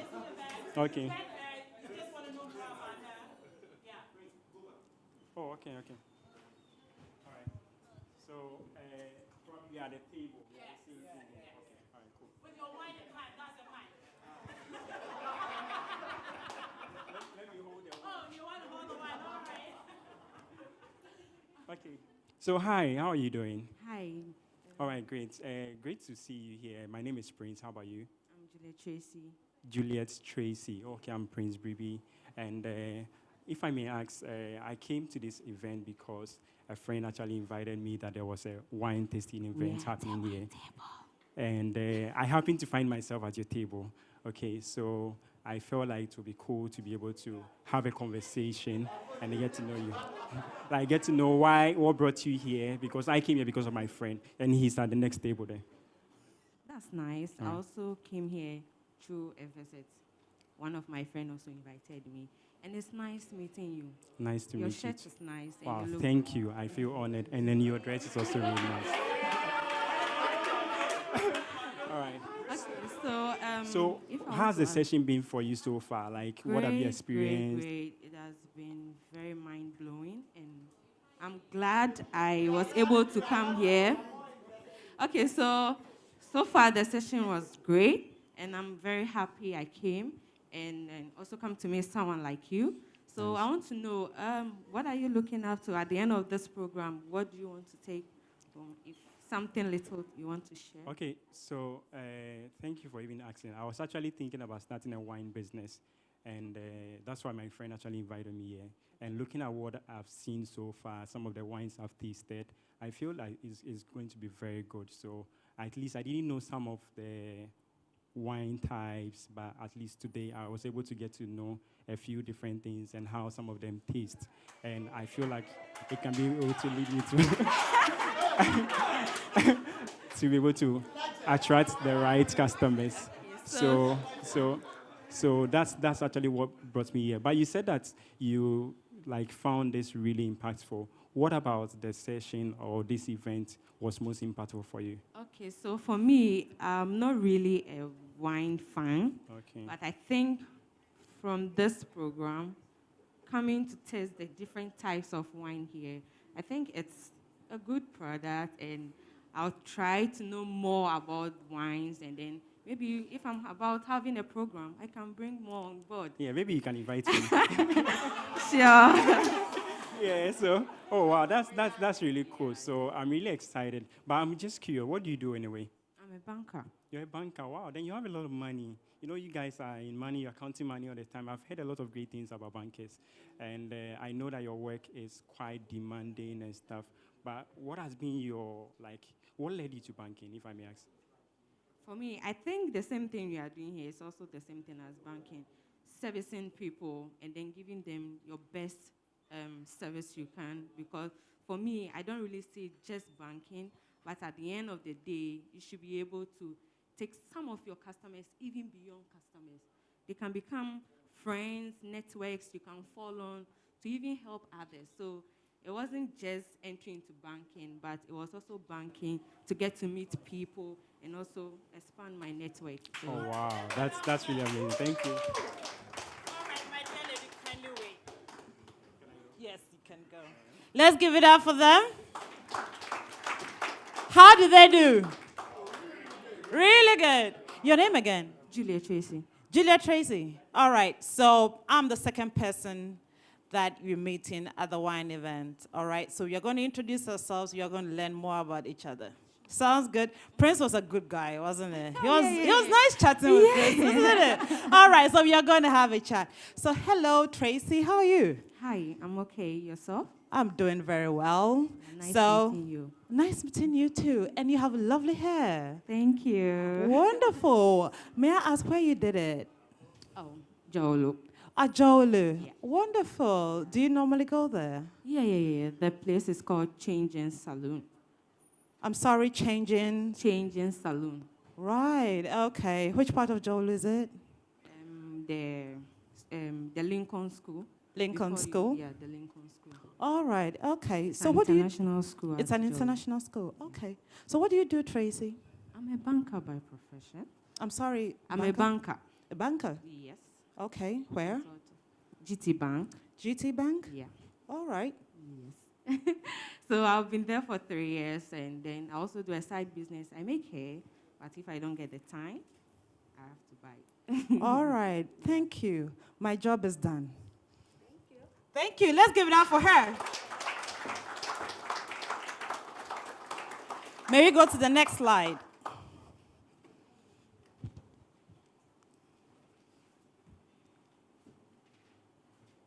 Next slide, please. All right, so we've all been drunk with some kind of red wine and white wine, so we are happy. Next slide. All right, so we are going to tackle the first negotiation skill, which is called mirroring. Mirroring. I'm not saying you must carry a mirror around, ladies. All right? Now, what is mirroring? It's simply repeating the last 1 to 3 words of what your counterpart said. And this is to help you get more information about your counterpart or whoever you're talking with. Now, this skill has nothing to do with accent, because you want to build a rapport with the person. When the person has a Ghana accent, you try and develop a Ghana accent. No. It's not about the tone of your voice. It's not about your appearance or your body language. All right? Just repeating the last 1 to 3 words of what your counterpart said. Next slide. Now, how do you mirror to get more information? Samuel, what is the late night FM DJ voice? How does it sound like? Can you use the microphone so that they can hear you at the back? Hello. Okay, so hi, it's DJ Mike Smith. All right, on YFM. You better log in on Fridays. Make sure you're catching up the traffic. Da, da, da, da, da. Is that late night? Late night. Oh, okay, right. Who be that sweet girl now? Forget back. Forget. Yeah. Normally, when you listen to DJs at that time, 11 p.m. is very smooth and very low tone, soft, right? So it's not like yo, yo, and all those kind of things, right? You're using a very soft, approach, low tone voice, all right? And you start with, I'm sorry. Did you hear me say, I'm sorry to her? When we were communicating. I said, I'm sorry. And I mirrored, I repeated some words you're saying. Now, when Prince was speaking with the lady, Prince was talking. He was vibing, right? He appeared to be saying a lot, right? I'm not saying it's a bad thing, but he appeared to be quite chatty and saying a lot, right? She was saying less than what Prince was saying. But the exercise was for you to get more information about the other person. Now, when she mentioned she is a banker, what did I say? I'm sorry, a banker? And what then did she go on to say? She started talking more about herself, right? Just by saying a banker, and I kept quiet. And she said, yes, and I do hair, and I didn't ask her about hair. You know? And I do hair and all those kind of things. This is one way of getting more information from your client or from whoever you're speaking with. Remember, negotiations is about what? Getting information. So you must have that at the back of your mind whenever you're speaking with someone. You want to know more about the person. You want to gather more data, right? So can we go to that slide, please? So you just repeat the 1, 2, 3. And you keep quiet for at least 4 seconds. So when she said she's a banker, I was like, all right. And I kept quiet. And then she said, oh, and I do hair. And if I don't get time to do the hair, I'll go to the salon. You understand? Now, if the conversation went on and on, I could have also repeated some certain important words and kept quiet and allowed her to what? Continue talking about herself. All right? So always remember, sometimes we meet prospects or even our teammates or whoever we are speaking to, and we find the need to be talking so much because we want the conversation to be full or to not sound boring or something like that, right? But then remember that it is all about knowing who you're talking to, getting more information about the person. Are we together? Is that a nice skill to have? Absolutely. We've learned something new today, isn't it? Okay, can we go to the next slide?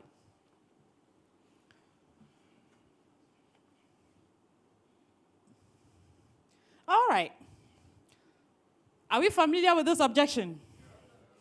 I don't have money. And you're going to have another role play. May I have 2 people with me? Or should I select? I want a gentleman and a lady. Okay, who's been in this business for 2 years? May I see by hand? Abisolo, come and join me. Oh, let's give it up for him. Now, may I have a lady, or should I go around and select? All right, dear lady, you're smiling. I just love your smile. Come and join me here. Come on. Let's give it up for her. No wonder you're going to role play with a very nice gentleman. He's a very... Abisolo. All right. So, you are going to talk. He's your client, all right? How long have you been with Max? 1 year, 1.5 years. All right, so you are familiar with the objection, I don't have money, right? Okay. So you have spoken to Abisolo. Abisolo really wants to join the business through you. His challenge is money, all right? Now, how are you going to convince Abisolo? Yeah, he doesn't have money, but then how are you going to get him to really get some money to start the Max business, all right? Abisolo, be nice to her, okay? All right. Okay. All right. My name is Isabel. All right. I'm Abisolo. Yeah, nice meeting you. Nice meeting you too. Okay. You're looking good. Thank you. So, oh my goodness. I don't know what to say. You okay? Yeah, go ahead. Go ahead. Okay, so I have some product to propose to you. And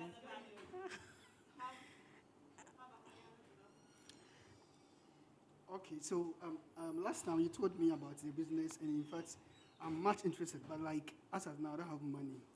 I don't have money to register. That's my problem. Okay. So is there any means that will guide me to?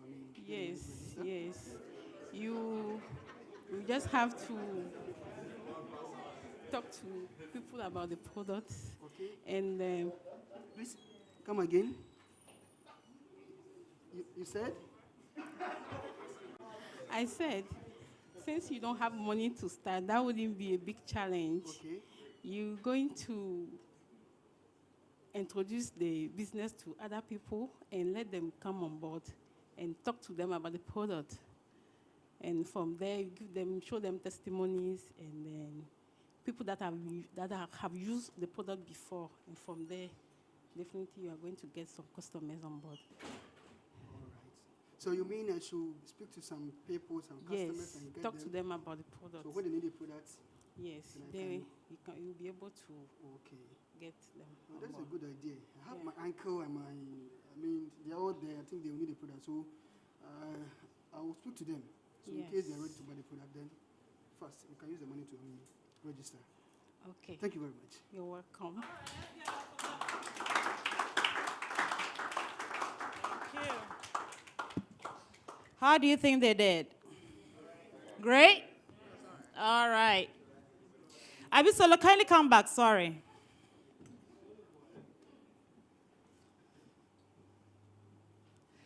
You see, he's very fired up to start the business.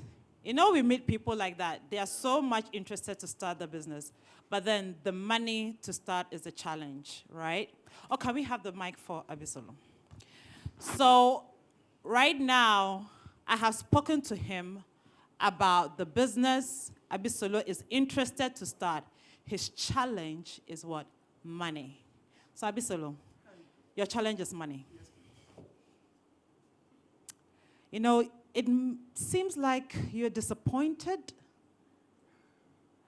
that you cannot start now because of resources, lack of resources. But what if I told you there's a way out, we could go around it? Wow. Will you be open to that? Yes, please. Wonderful. So I was thinking, do you normally save maybe weekly or bi-weekly? Yeah. You do save. Yes. That's wonderful. How much do you save maybe weekly? 5 cities. You save 5 cedis every week.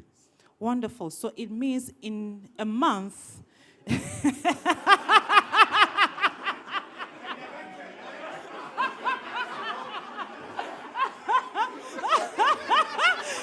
said 12 years before he starts.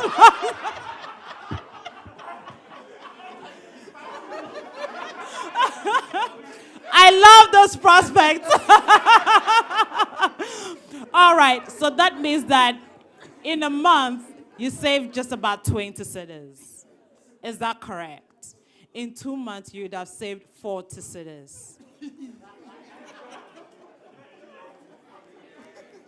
Is that correct?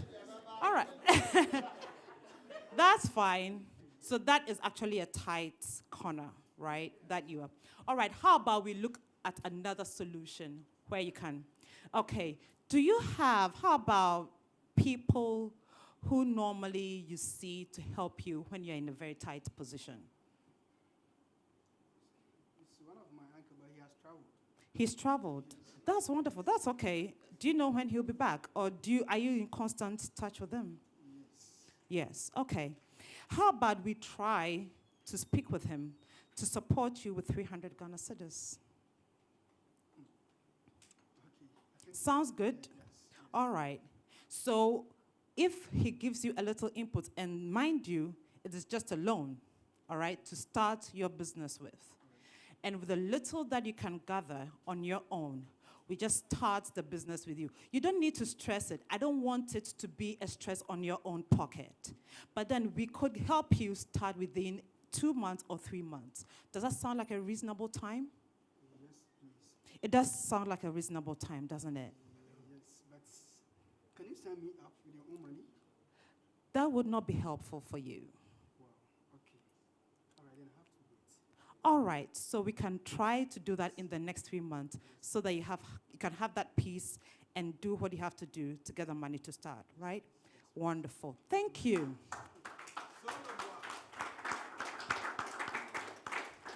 All right, so that's a very tight-pocketed client. All right? But then there are so many solutions out there, isn't it? All right. But then sometimes we don't have to let them feel exasperated. You know, sometimes go like, oh, you have to sign this month and all that. We need to have a solution, a proper tailor-made solution for each and every client and every prospect, right? Let's go to the next slide. Okay. So one thing, we come to the second negotiation skills. You don't feel the pain. You what? Sorry? Have money. Yeah, me too. I don't have money. Oh.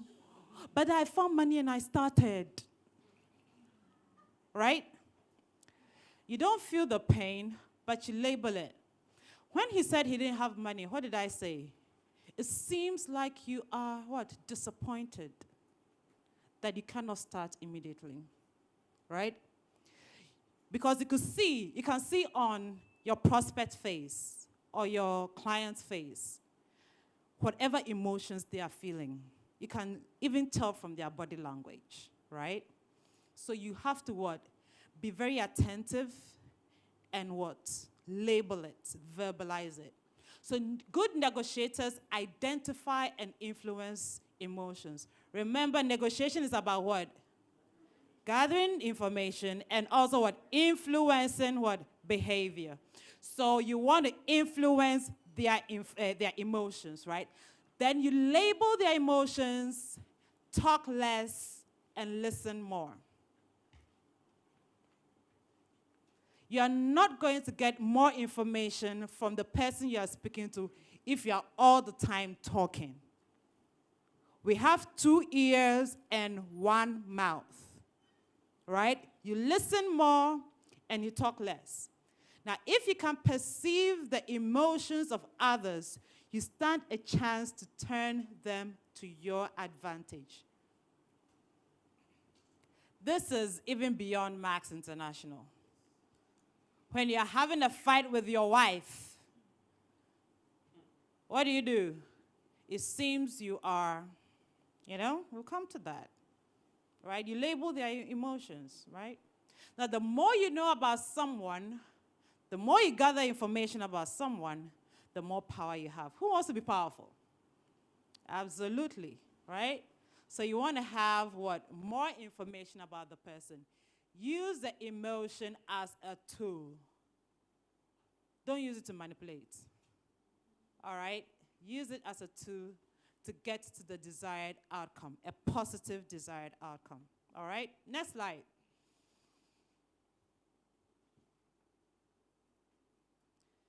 So how do we do this? All right? There's something called labeling.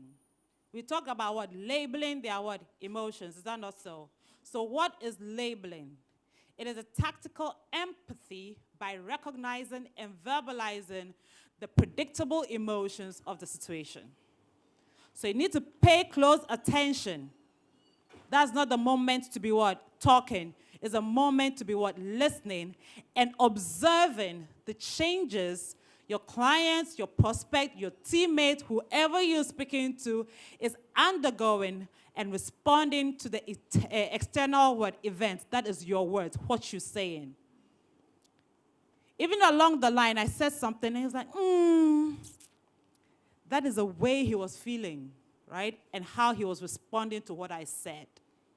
You need to be what? To be sensitive, to be conscious. Labeling, 1, you have to identify the emotion. 2, you verbalize the emotion. And you keep mute and let the label do its work. Did you see me do that with him? Yes or no? Yeah, right? Okay. Now let's go to the next slide.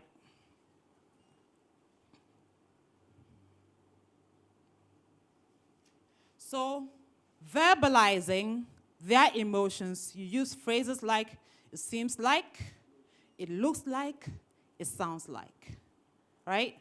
It looks like you're not happy with this, right? You have what? Realized they are not happy with something, so you are verbalizing it. It seems like, or it looks like you're disappointed. It looks like, it seems like, it sounds like, all right? Now, what next do you do after you've what? Labeled. You neutralize their negative and reinforce what's the positive. So I assured him that there's a way we could handle this issue, right? And we replace the negative feelings with positive, compassionate, and solution-based thoughts. You don't go like, so you don't have money to start much. Charlie, this is business. If you don't have money, you can't start. When you're serious, do you know where some of us have been? That's not the way to go about it. All right? Let the person feel comfortable. Let the person feel like you understand the position that they are in. All right? And then you bring solutions to the problem. Everything must be towards what? Solution-based, right? You are trying to find solutions to whatever they are going through or whichever situations they find themselves. Does that make sense? All right. Let's go to the next one. Now, the third negotiation skill is quite simple, but it's very important because sometimes there's a lot of miscommunication. Sometimes we don't seem to understand whoever we are talking to well, right? So this is to help you really understand where the person is, all right? So you try to trigger these words that will what? Immediately transform your negotiation. In what way? It brings you to the same level of understanding. Once you really understand what your prospect is going through or what he's saying, then you know the next step to take. Does that make sense? Because if you don't truly understand or appreciate where they are or what they are saying, the solution you may give may not be helpful. It may not be towards what? A desired outcome. You may what? Misfire or mistarget, right? So these words, what you are trying to get out of your client, out of your prospect, is for the prospect to say, that's right. Meaning what you said is exactly what he's feeling and what he said, right? So you're going to summarize everything that he's saying or everything that your client has said to you and add their emotions to it. So you don't have money at this moment. You are expecting money in the next 6 months from a business deal that you're doing. And you feel gutted, or it seems like you're gutted that you cannot start now. And you just pause. The person will say, that's right, right? So now you understand the full situation, then you know how to what? Provide the solution. Does that make sense? All right. So that is what this skill is about. You need to apply it because a lot of times we get miscommunication with our clients. You want to understand them perfectly so that you know how to what? To help them solve the issue. Okay, let's look at the next slide. Now, this is a very interesting one. Let me ask a question. If a doctor tells you that if you eat 5 tomatoes a day, you can live for 5 or 10 more years than what God perhaps has given you. So for instance, the doctor says, when you eat 5 tomatoes a day, you can live up to 80 years. You can probably live up to 80 years and beyond. If you don't eat 5 tomatoes in a day, you could probably die in the next 10 years. Would you eat the 5? Why would you eat those 5 tomatoes in a day? Sorry? Is it because you want to live longer? I want you to listen to this question very carefully. Is it because of the thought that, oh, I'll live longer, or if I don't do it, I could die in the next 10 years? The fear of what? Loss. People base their decisions on what? Emotions and irrational. And you know what? They are afraid of losing this. So you know what? If I don't want to lose it, I want to act on it. So that fear propels them to what? Make that decision. And so decision making is mostly done emotionally. We already know this, don't we? Sometimes you go to the shop, you see a nice shoe, and you don't really even have, you've not even budgeted for the shoe. But you buy it, why? Because of what? Some emotion. Right? So normally people purchase things based on emotions. All right? And people are drawn to sure things over probabilities, even when the probability is better than what? The choice.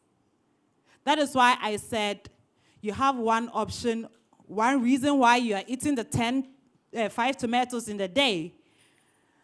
The probability was what? You will live 80 years and above. The person didn't look there.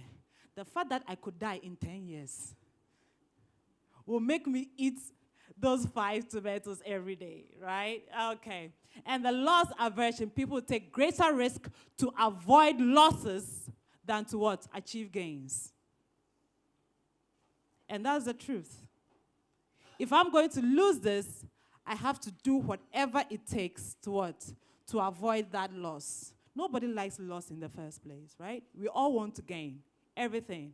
So not only in your Max business, in whatever business that you do, whether it's in your relationship, whether it's in whatever it is that you're doing, just be conscious, right, of yourself. Why am I doing what I'm doing? Is it because I'm not going to, okay, so Lawyer Ray spoke about development, self-development. Are you going to read because you are, if you don't, you lose a lot of things, or you're going to read because you're going to gain so much what? Information. A lot of people will say that I don't want to be left behind because a lot of people are what? Increasing their capacity. A lot of people are developing themselves. If I don't match up, I'll be left what? Behind. Is that not so? So you are going to read more books so that you don't what? Fall behind. Does that fit this? Does that fit these two definitions? Absolutely.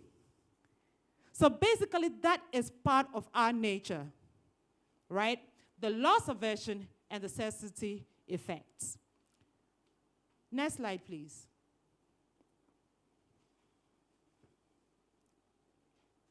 Okay, so we are going to have a little discussion. Can we? Now, you all agree with me that this is something that is part of our lives, even though we do it unconsciously, right? Now, in terms of Max, in terms of our Max business, how does the certainty effect and loss aversion apply to prospects? Let's have a discussion. How does that affect them? Or how does it apply to them? Engage me. All right, you want to try? Man in red tie? Okay, let me bring you the mic. There's no right or wrong answer, okay? So be free. Max morning. Max morning. All right, so with the first, that is the certainty effect. Mm-hmm. Applying it on the prospect.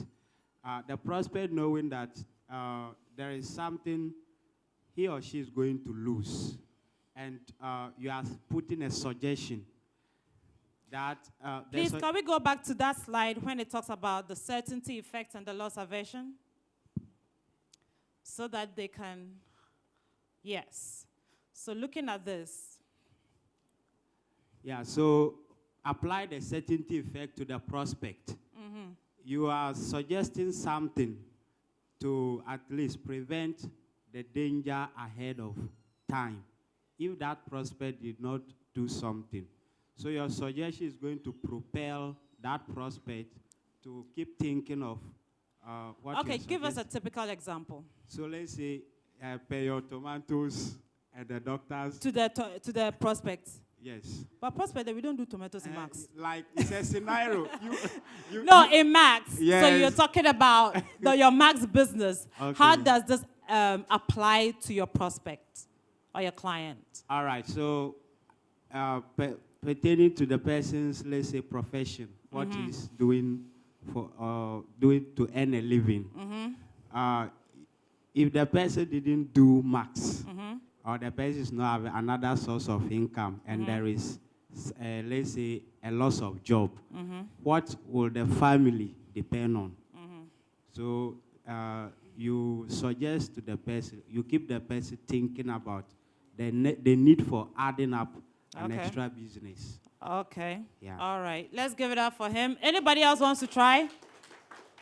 Anybody? All right. There's one hand here. Okay, we'll give it to you. All right, thank you very much. You see that with this Max Business opportunity, we are trying to share information to people about that which is helping.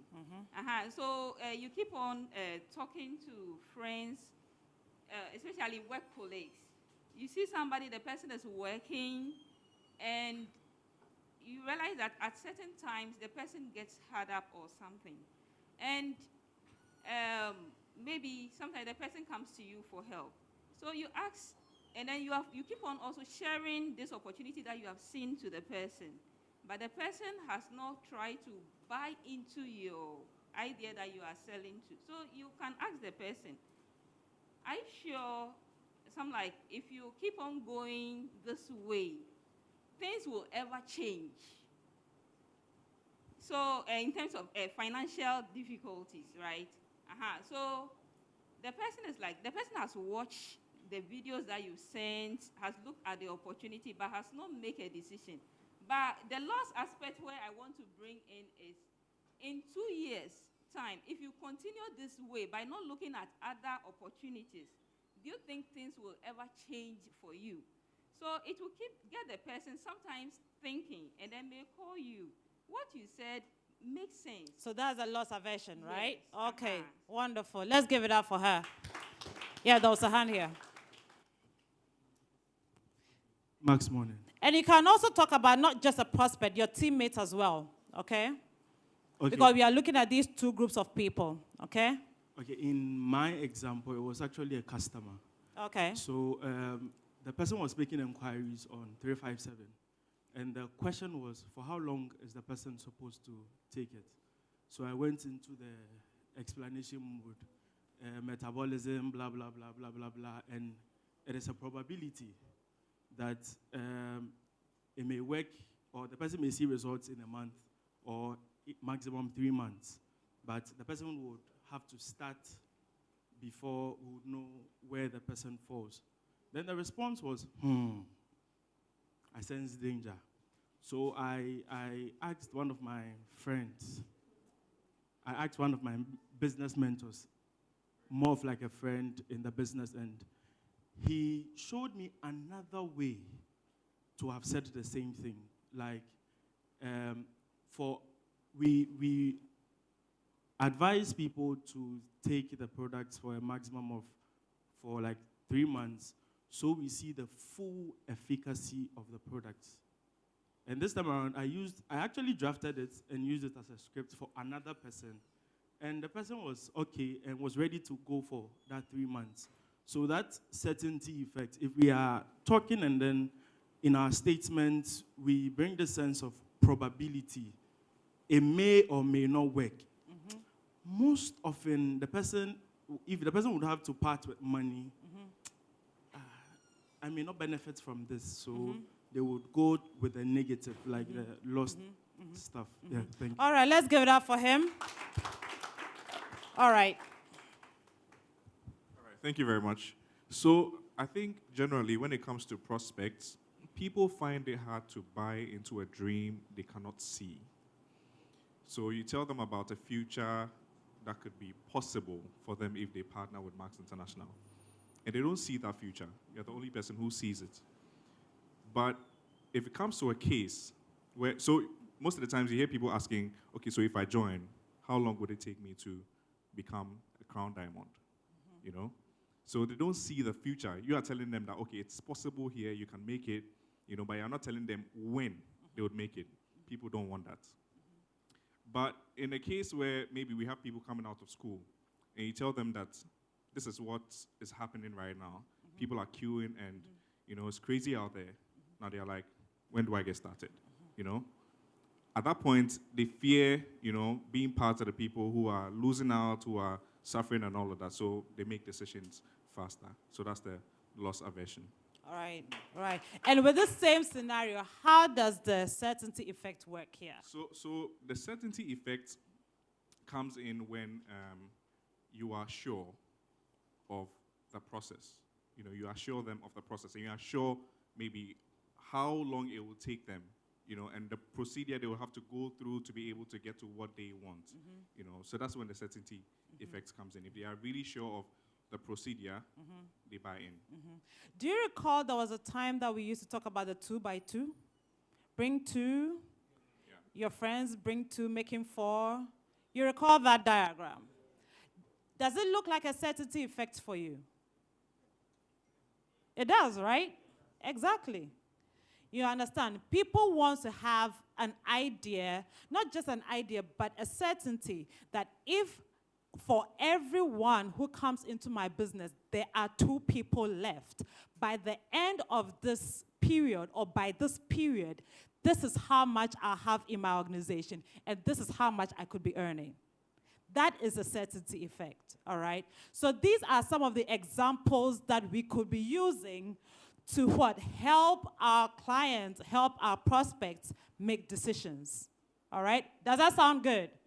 Okay, great. Let's go to the next slide.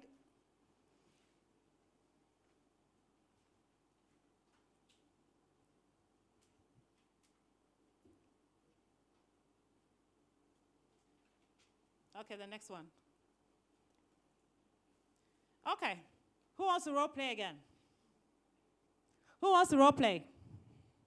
Oh, should I give a certainty effect? Who wants to role play? Okay, who's been in this business for 3 years? Who? Let me see by hand. Who's been in this business for 6 months? 6 months. Nobody. Okay, so I can go around and check, right? All right. Once I give you the mic, you move. All right. So my dear lady in pink, kindly join me on stage. All right. If you like me, look at me. Thank you. Come join me.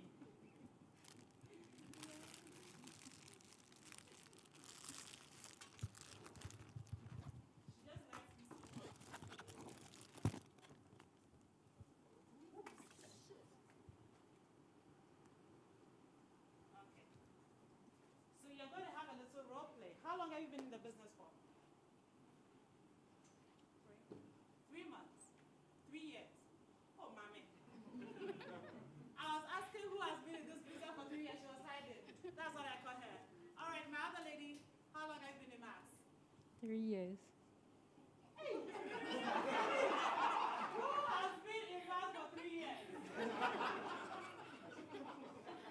Aside Prince, aside Abisolo, who else? You're all idle. Okay. Good, I caught you guys. All right. Can you come to the slide?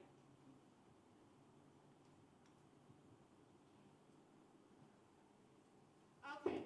So, 3 years ago, which month did you join? March. Yourself? August. Sorry? August. August. All right. So that is your teammate, right? You are the leader. Okay? Oh, why are you looking at her? So, I mean, she is a very hardworking teammate of yours. She wants to get to the next level in business. You want to know her targets, right? You want to know her goals. She's been with you for quite a while.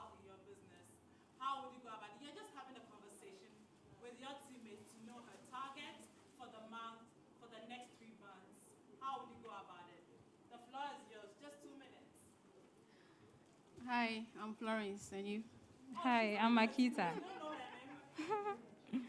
Okay. Okay, so how is business going? Business is cool. It's okay. Please, can you And- increase your voice so that they can hear you? Thank you. So how is business going? We are trying. I'm trying. Oh, okay.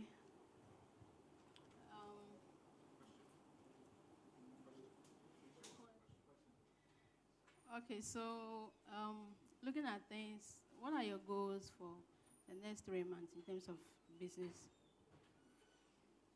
Okay. In the next 3 months, I would like to sign about 5 people up and also be able to sell products, about 5 to 10 boxes of maybe Celgivity. Oh, okay, that's nice. That's a nice target. Not only Celgivity, you can add other products too as well, right?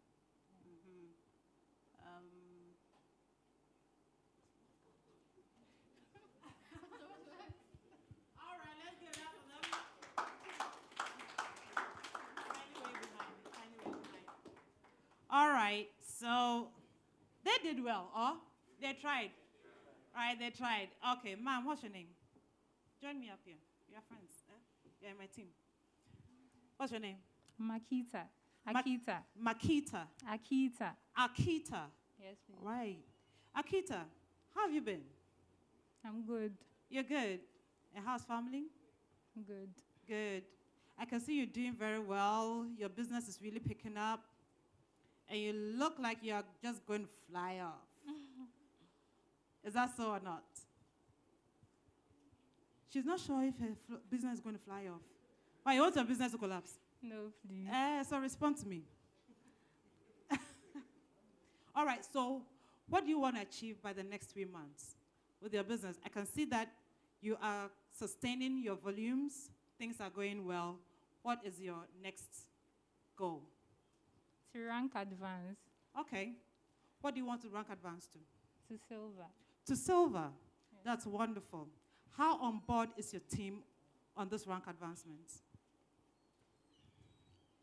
Okay, I'm also trying to train them to move to the next level in order to also improve.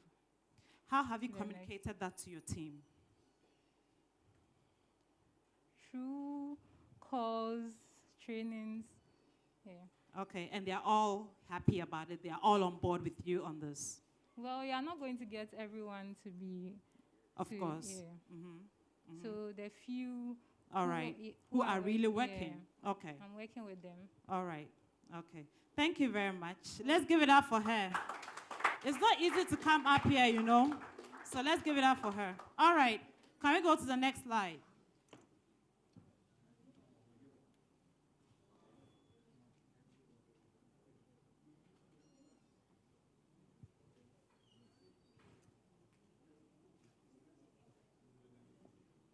Okay, next slide.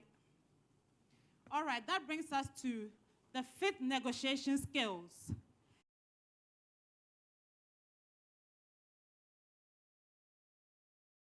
Your question, what does calibration mean? Measurement, it's got to do with measurement. It's got to do with what? Setting things in the right, requirements or adjusting, right? So that's calibration. And you're doing that to get more what? Information. Okay? And you realize that I was asking her questions using some 2 words. Sometimes we ask and say, you want to hit a certain goal. We ask, why? Why? Why haven't you done this? Why? Sometimes it comes off like an aggression. And you don't want to do that because it can even block the person from even opening up to you. Okay? Remember, our goal is to gather more information. So the use of what and how helps you to do that. And that is what we call calibration. All right?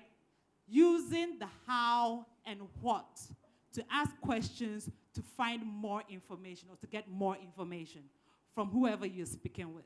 okay? It could be, how can I help you? All right? It is also a calibrated question, okay? So use these to get what? Control. Now, when I answered those questions, Akita, right? When I asked you, how are you going to achieve that? How did you feel when I asked you how?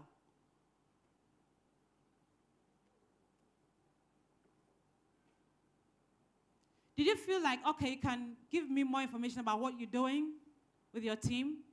You are telling me that you're going to help them, you're going to do some trainings. Did it give you a sense of control? Yeah. So that is what you want to do, right? You're giving your client some sense of control, but in actual fact, you are in control of the whole process. It could be your teammates, it could be your prospects, okay? So how do you do this? Is only by using these two. Please don't be using the word why, all right? It may come off as an aggression. Now, sometimes you can have a prospect who is married, and you go through the whole process, but when it gets to closing, it becomes an issue. Oh, my wife is not around, my husband is not around. It becomes an issue, right? So you want to know how best they are on board with that decision so that you can close the deal, you can close the sale. Are you with me? You need to do that. And it's by using the hows and the calibrated questions that you can get there. For instance, how does signing up with Max affect everyone else in your family? You don't want to mention names. You don't want to say, is your wife happy with you coming on board, right? You just want to understand whether they are all in it with you. Then you know where you stand with that prospect. Does that make sense? How on board is your spouse? How on board is your team on the idea of rank advancement in this month? You want to measure where they are, right? So that you know how to proceed. All right, my time is up, so I'll quickly go through. The next slide. Okay.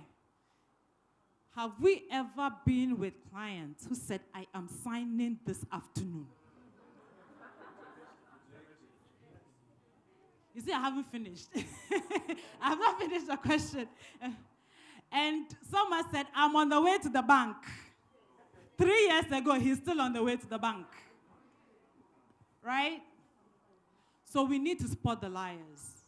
There are some, they just want to what? Impress. All right? Oh, Max, I know people. Then you start mentioning the ministers. Oh, they are my friends. We even gel on Sundays. You understand? I bring all of them on board. That's a lie. So how do you spot these people? All right? How to handle aggression and identify falsehood is part of negotiation. That is why you need to talk less and listen more. Because there are some people, half of what they say is all lies. Right? Half of what they say is all lies. And the verbal and the non-verbal communication, especially the non-verbal communication, Lawyer Ray mentioned it, is very important. They are saying something, but their body is different. You need to, please, can I have the slide? You need to have that. You need to have, be conscious of both, whether they are aligning with each other or not, okay?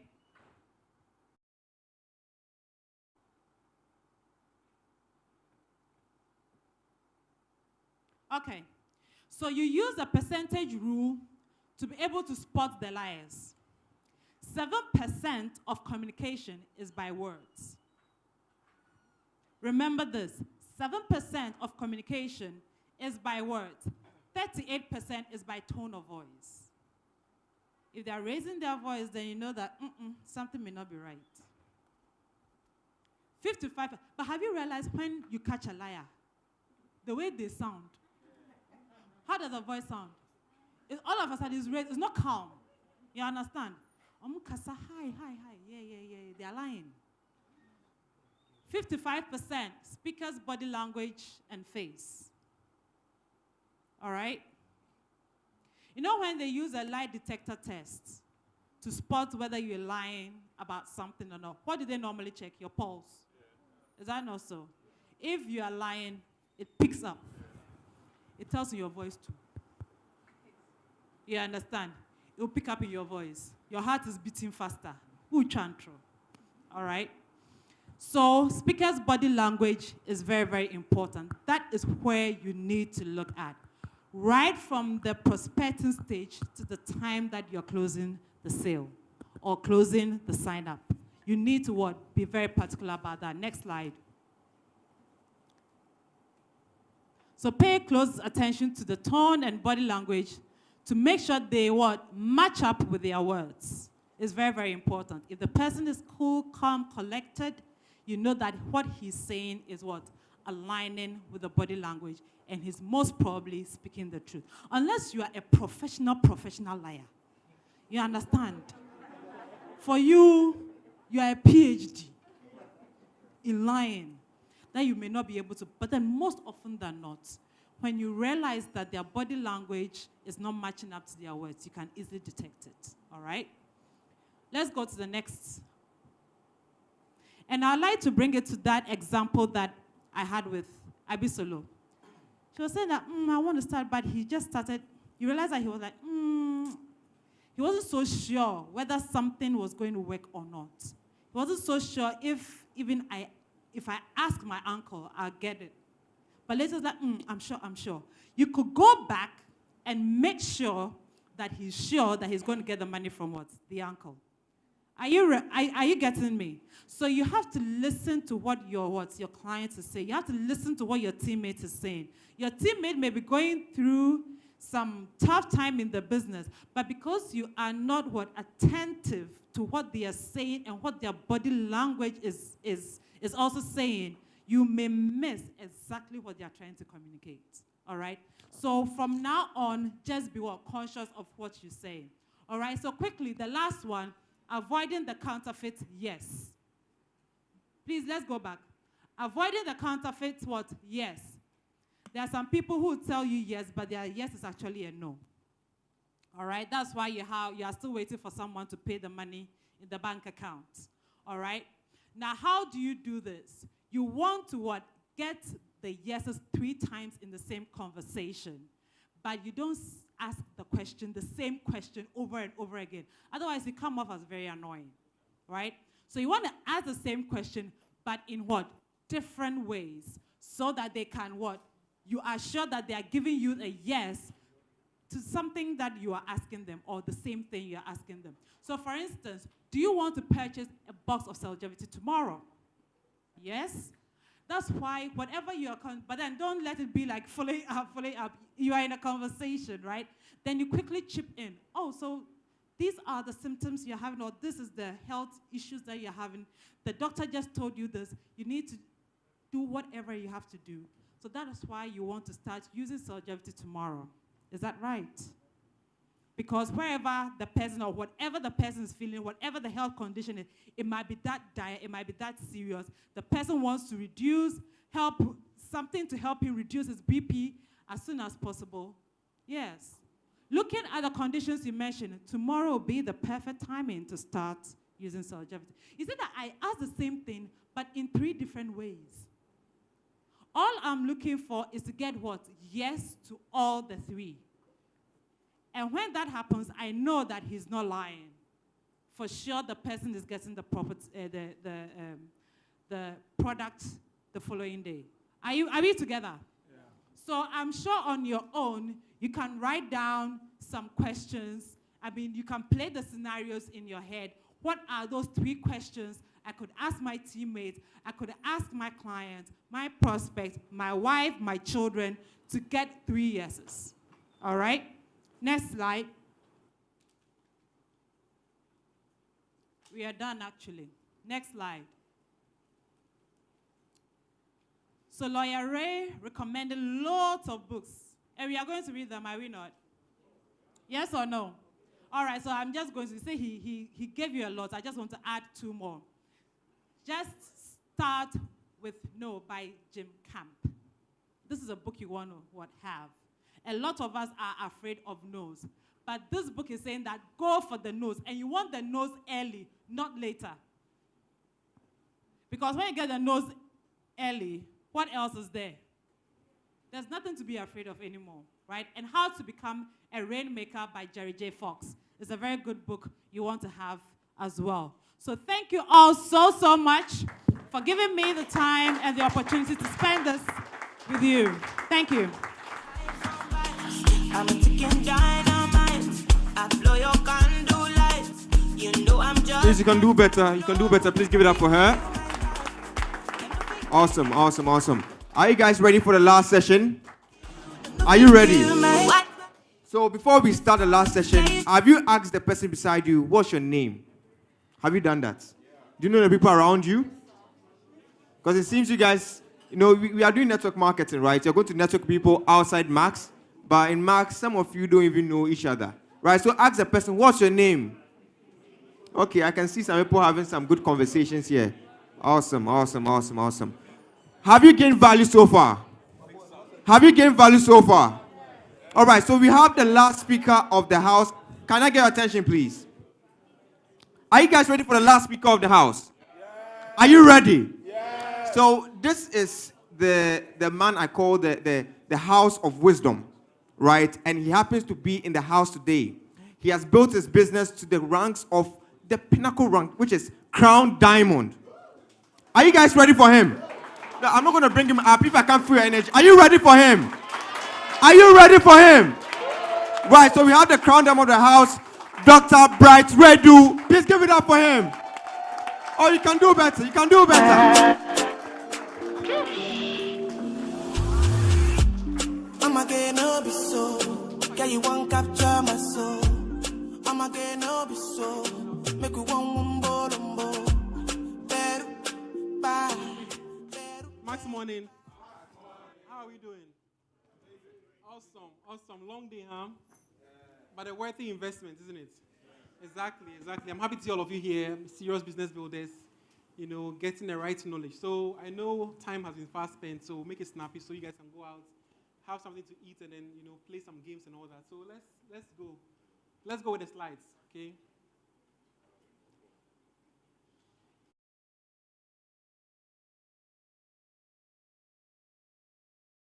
First slide, please. First slide. So, mindset for sustainable business building. So, when you see this topic, what comes to mind? Quickly, I know you are thinking. So, let's. Yes. The thinking pattern. The thinking pattern to getting a successful business in Max.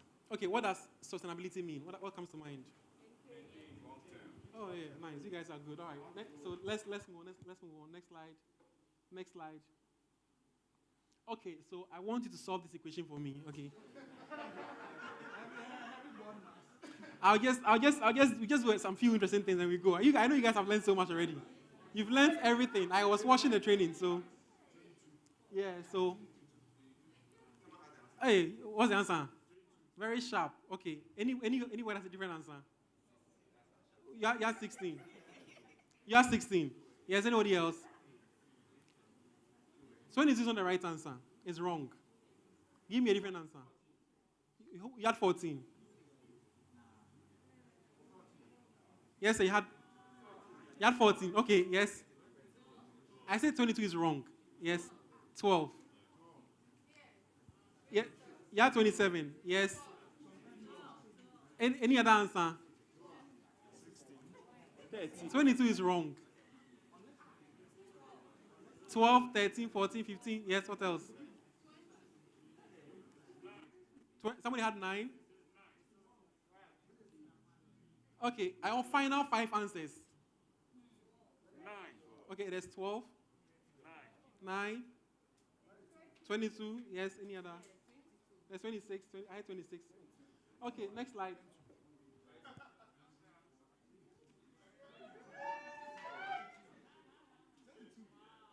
Why is it 22? Oh, say it, yes. Okay, next slide. Next slide.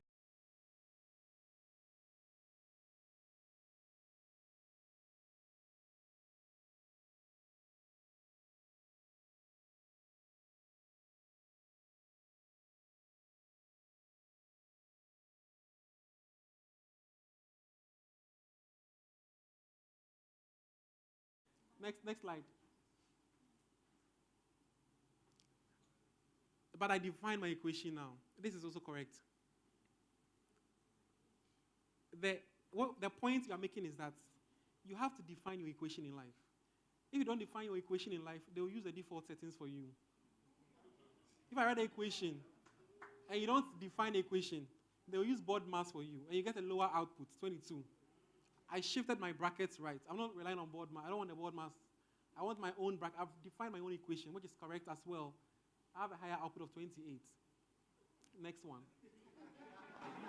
I know you're feeling me. I know. So, do not live life on the default settings. Who has bought a brand new phone before? When you get, of course, most of you have. If you get a brand new phone, you have to do what? You have to customize it. Yeah, you choose this, you choose that, you choose your password, you choose your screensaver, and all those things. Some of us are living life on the default settings, and the default setting is not nice. It's hard. Hard, no money. Life is hard. Default. It's designed to be hard. You come naked, but you don't live with the default settings. You don't live naked. You live life on your own terms. So customize your life. Next one.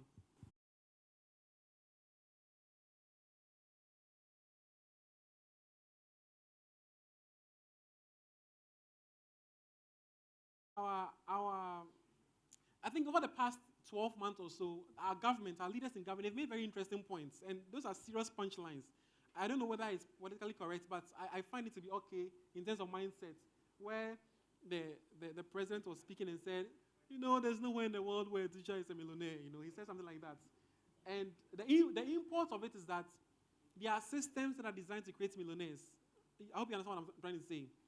Some systems are not designed. It's not a wealth creating system. It's not designed to make you rich like a millionaire. I hope you understand what I'm trying to say. So first of all, if you by success, we are talking about accumulation of wealth. Here, financial success. Okay, please let's stick to the slides. Okay, so to achieve financial success, you must be operating in an area that creates millionaires. So if you look at the world right now, which areas create millionaires? Like, tech, right? Yes, what else? If you are confused and you don't know what is creating millionaires, look at all the people who are rich and what they do in the world. So you know, right? The top richest people, what are they doing? All right? Okay, fine. So you have to find yourself in a place. So so that you understand what you are doing. What are they doing? Who is the richest person in the world right now? Elon Musk. Oh, some of you are confused. You're not sure. The man made $25 billion in a single day. You should, if you don't know this one, then you are joking. You're not part of the world. Don't come home. You're late. If you have a phone, you don't know the richest man in the world. Then what are you doing? What are you reading? Are you on Instagram or YouTube? What are you watching? Are you watching Netflix? You don't know who is the richest person. This is what you should know. Oh my goodness. You must not have it. When they mention in your coma, you wake up and say it's Elon Musk. He's the richest person. He made $25 billion in a day. Are you aware? When you are saying it's a pandemic, things are hard, someone is making money. What is it? What does Elon? What does he do? What does he do? You don't know what he does? If you are hearing what Elon Musk does, oh my God, hallelujah. What does he do? Us? Yeah, what does he? But he sells them too, right? Yes. Yeah, Tesla. Yes. What else? Yes. The other more interesting thing that he does. SpaceX. Space right? travel. He sells space transportation services, right? Yeah. After that, who's next? Okay, you don't know who's next. Just mention those who are rich. Yes. Who comes to mind? What does he do? What is Amazon? Yes, thank you, sir. Then who else? Who else can you mention? Okay, fine. So you need to find yourself in a system that is designed to make. So first of all, that's but the mindset is key. The mindset is key. Let me tell you something. Do you know how the travel bags that you carry the wheels on? You know how it was invented? Who invented it? The bags with the wheels. Tanzania guys, you traveled with your bag with the wheels, right? It was. So people used to. Do you know how they used to carry bags? They used to carry the bags like. Have you seen olden time bags, travel bags? They're like wooden cages. You have to carry it. And the porters at the airport to carry those bags. So one time, a pilot noticed that a porter was carrying a bag, but he put the bag on a trolley. You go to the airport, those things that they put the food or heavy items on, you see? He said, I just have to put the wheels under the bag. It was a pilot. So you have to have that mindset where you're able to synthesize. You put two things together to form a solution. Some of you can see two things that are separate, but if you put together, it becomes a solution or creates wealth. You have to identify it. So when I see that immigration queue, that long queue, it tells me, my God, people are looking for money in Ghana. People are looking for ways to make money in Ghana. And if you are too short for immigration, you can come to Max. We don't check height over here. Right? No, if you have your tattoos and you've pierced, it's okay, you can come and do business here. But the pilots realized that people are carrying the bags on trolleys. Why not put the wheels under the bags? And that's how they created the bag with the wheel. And so they made a lot of money. Mindsets. Many people were there who had to, they saw the problem. You know the problem was the bags are heavy to carry. We cannot carry the bags, but we need to put on something. But the pilot was able to synthesize. So then the mindset. So we can be the same, all of us can be exposed to the same situation. But the mindset will determine the output, okay? When you put the brackets right in your equation, you get a higher output. You can either get a 22 or 28. It depends on how you define your equation. Then ecosystem. You must be in the right ecosystem. So all of you, are you aware that Facebook, for example, is renaming to Meta to focus on metaverse? Right now, you should be asked, what the hell is metaverse? People are going to make money like crazy. So if you are here and alive at this time, next 20 years, the kids will come and be playing metaverse and you'll be saying, hey, I was there when they changed the name. So you must be interested. Today, you're holding expensive smartphones, but using it for nothing. You're not making money with it. Okay? So you must be in the right ecosystem, have the right knowledge. That's why you're here for knowledge acquisition. Then you must take action. Having knowledge without action is useless. Then you must move. Velocity. You know, speed and velocity are different things. Speed is just the rate at which you move. Velocity adds what? A vector to it. In which direction? Have you seen this funny video where the kids were doing the racing? They were passing the baton. And then one kid got the baton and moved in the other direction. You've seen that? So you can actually be moving very fast in the wrong direction. And then a tiny bit of luck. Okay, but the more, you see, luck is just one of those things. If you increase the levels of all the other things, you depend less on luck. Okay? So that's a success equation. First of all, you must find yourself in the right ecosystem. So you can play in different ecosystems at the same time. You just need to understand that you have to. You need, one thing is leverage. Find systems that allow you to leverage. Leverage. How is Bezos able to make so much money? How? Do you know how he makes the money? Yeah, of course. How does he leverage? How? Come again. How does he leverage? Yes. He earns a percentage of every sale made on his platform. Excellent. Excellent. Leveraging on, he creates a platform and then he leverages on it. It doesn't have to be there, it's working. How does Mark make the money? Zuckerberg, billions. How? Leveraging. It doesn't have to create much. You and I will put all the content there, we'll create all the Instagram. You know, can you leverage? So you can find a system that leverages and duplicates. Oh my, you're gone. So find a system that allows you to leverage. So that you don't have to be tied there to do all the work by yourself. I hope you understand this. If you can have a system that allows you to cash in on the efforts of many or other systems, then you are good to go. I hope you understand what I'm trying to say. Which is the reason why you need to really look at this business in the long term. Okay. So when I started Max, at that time, this is what I said. When we were going to medical school at the time, they were selecting a few out of many. It was tight. And people were scared. I said, somebody will go to medical school. Somebody is definitely going to medical school. It must all be me. That's what I said. When I came to Max, 2,000 people already signed up in Max Ghana. And people were like, oh, in MLM, only few make the money. But they still make the money. If somebody's going to make the money, it might as well be me. That's always been my mindset. So if you say, oh, but it will be me. Yes, I'm part of the few. So as long as you understand. So you have to make up your mind that if you understand the business, this business is long term. So I said that, okay, Max is going to expand into Africa. I don't know the when, I don't know the how, but it's going to happen. East African bloc is being explored at the moment. South Africa will come. Other places will come. Even Europe has not been tapped. So I know that people in the rest of Africa and Europe are going to consume Max products. And as they consume those products, what's going to happen? Somebody's going to make commission. The next 5, 10 years, it might as well be who? Me. Exactly my point. So for me, I look at it long term. If you've done any investment, sometimes if rises, falls, it zigzags. Look at it long term. So you need to have that sustainability mindset. For example, we just founded a business, plexacity.com. When do you think I'm expecting to make money in the business? Some of you have business, right? When you start a business today, when do you expect to break even and start making money? Yes? Can I hear from you? But why is that? Why does the mindset change in network marketing? Do you know that when you were in school, you were actually investing, only you didn't pay the money yourself, your parents didn't invest for you. You invested in education, hoping that you finish school in 4 years, do service 1 year, and look at the cost of education, and look at the income you're going to earn. How long will it take you to break even? Ghanaian kids don't do that because most of you, your parents fund your education. Some people, they take loan. You know, your colleagues in US, they take loan, and you pay off the loan. So you look at return on your education investments. How long will it take you to get your investments out? How long? When you have that mindset, we don't have that mindset in network marketing because, of course, it's a system that pays out money faster. We expect to make money faster, right? But some of us get too entrenched in that thought that we want to make the money today. We forget the long term. And that's what I want you to know, that you must think long term. You understand? When you think long term, you do the business differently. You know? Do you know Antembu's history, her story? How long she stayed in Max before as a good associate before she finally, but when the time was right for her, she moved quite fast, right?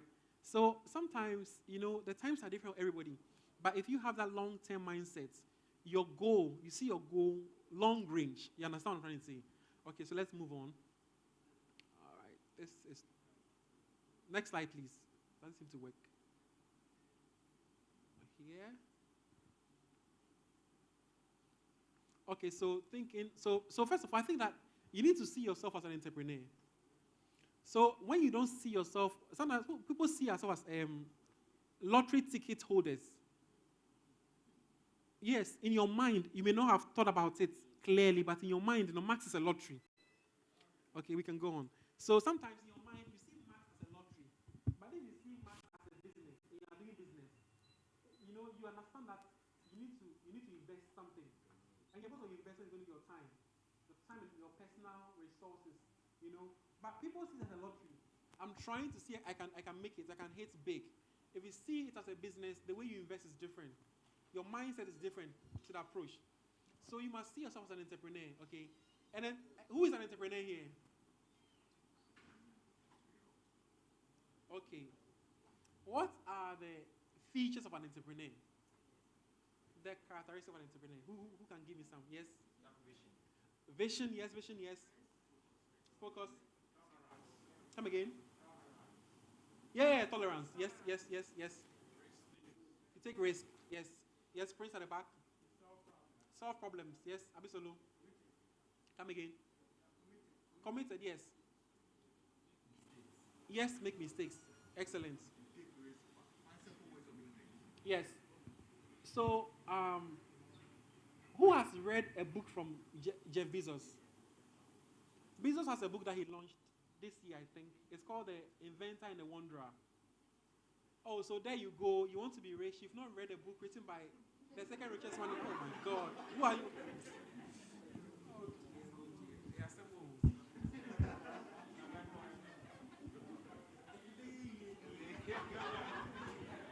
Who are you? You are reading the people on Instagram and all the drama. Ghana social media space is a lot of drama going on. If you go to the American social media space, Elon Musk is laughing at Jeff Bezos. He's now bypassed him. They're saying about stocks and all that. But he is playing to drama. It's all good. It's all good. We like our entertainment, right?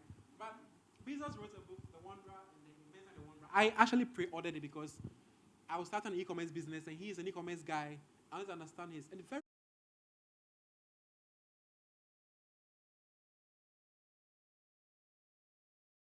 actually kneel on the floor, on their knees, and then they will wrap the items in the box and ship. That's how he started. And then he said that he told the team that they need to get floor mats because they were kneeling on the raw floor. And one of the guys said, "You are dumb. We need to get tables so we can stand and then fold the items."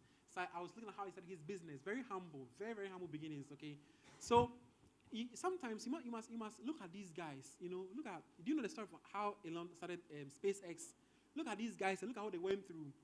If you don't have the entrepreneurial traits, you will quit. And believe you me, if you want to do any, unless you don't do an entrepreneur, everywhere you go, it's like MTN. The problems are the same everywhere. You face problems, whatever. Who has a business here, please? Who has a business? So that, aren't you going through problems? Your supplier will tell you, price have gone up, dollar has done this, I can't ship it to you. Something has happened, one of your staff will give you wahala. You know, it's everywhere.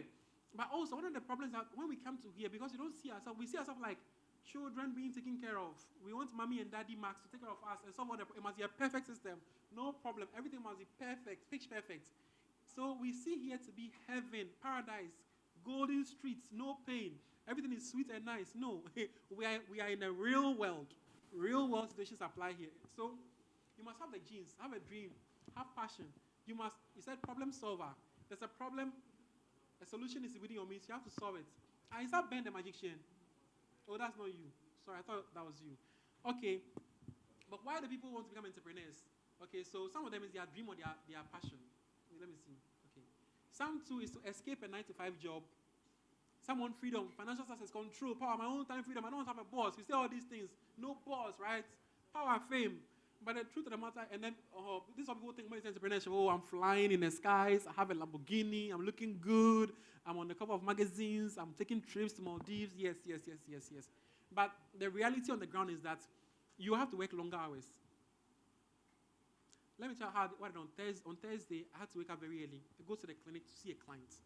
I came back, had lunch. I went to Pleasure to go and work over there. They came back, then I had to work on my Max business. Life of an entrepreneur. I work before work hours starts. I work after work hours starts. You understand? Ask any entrepreneur who build their business. They don't work 9 to 5.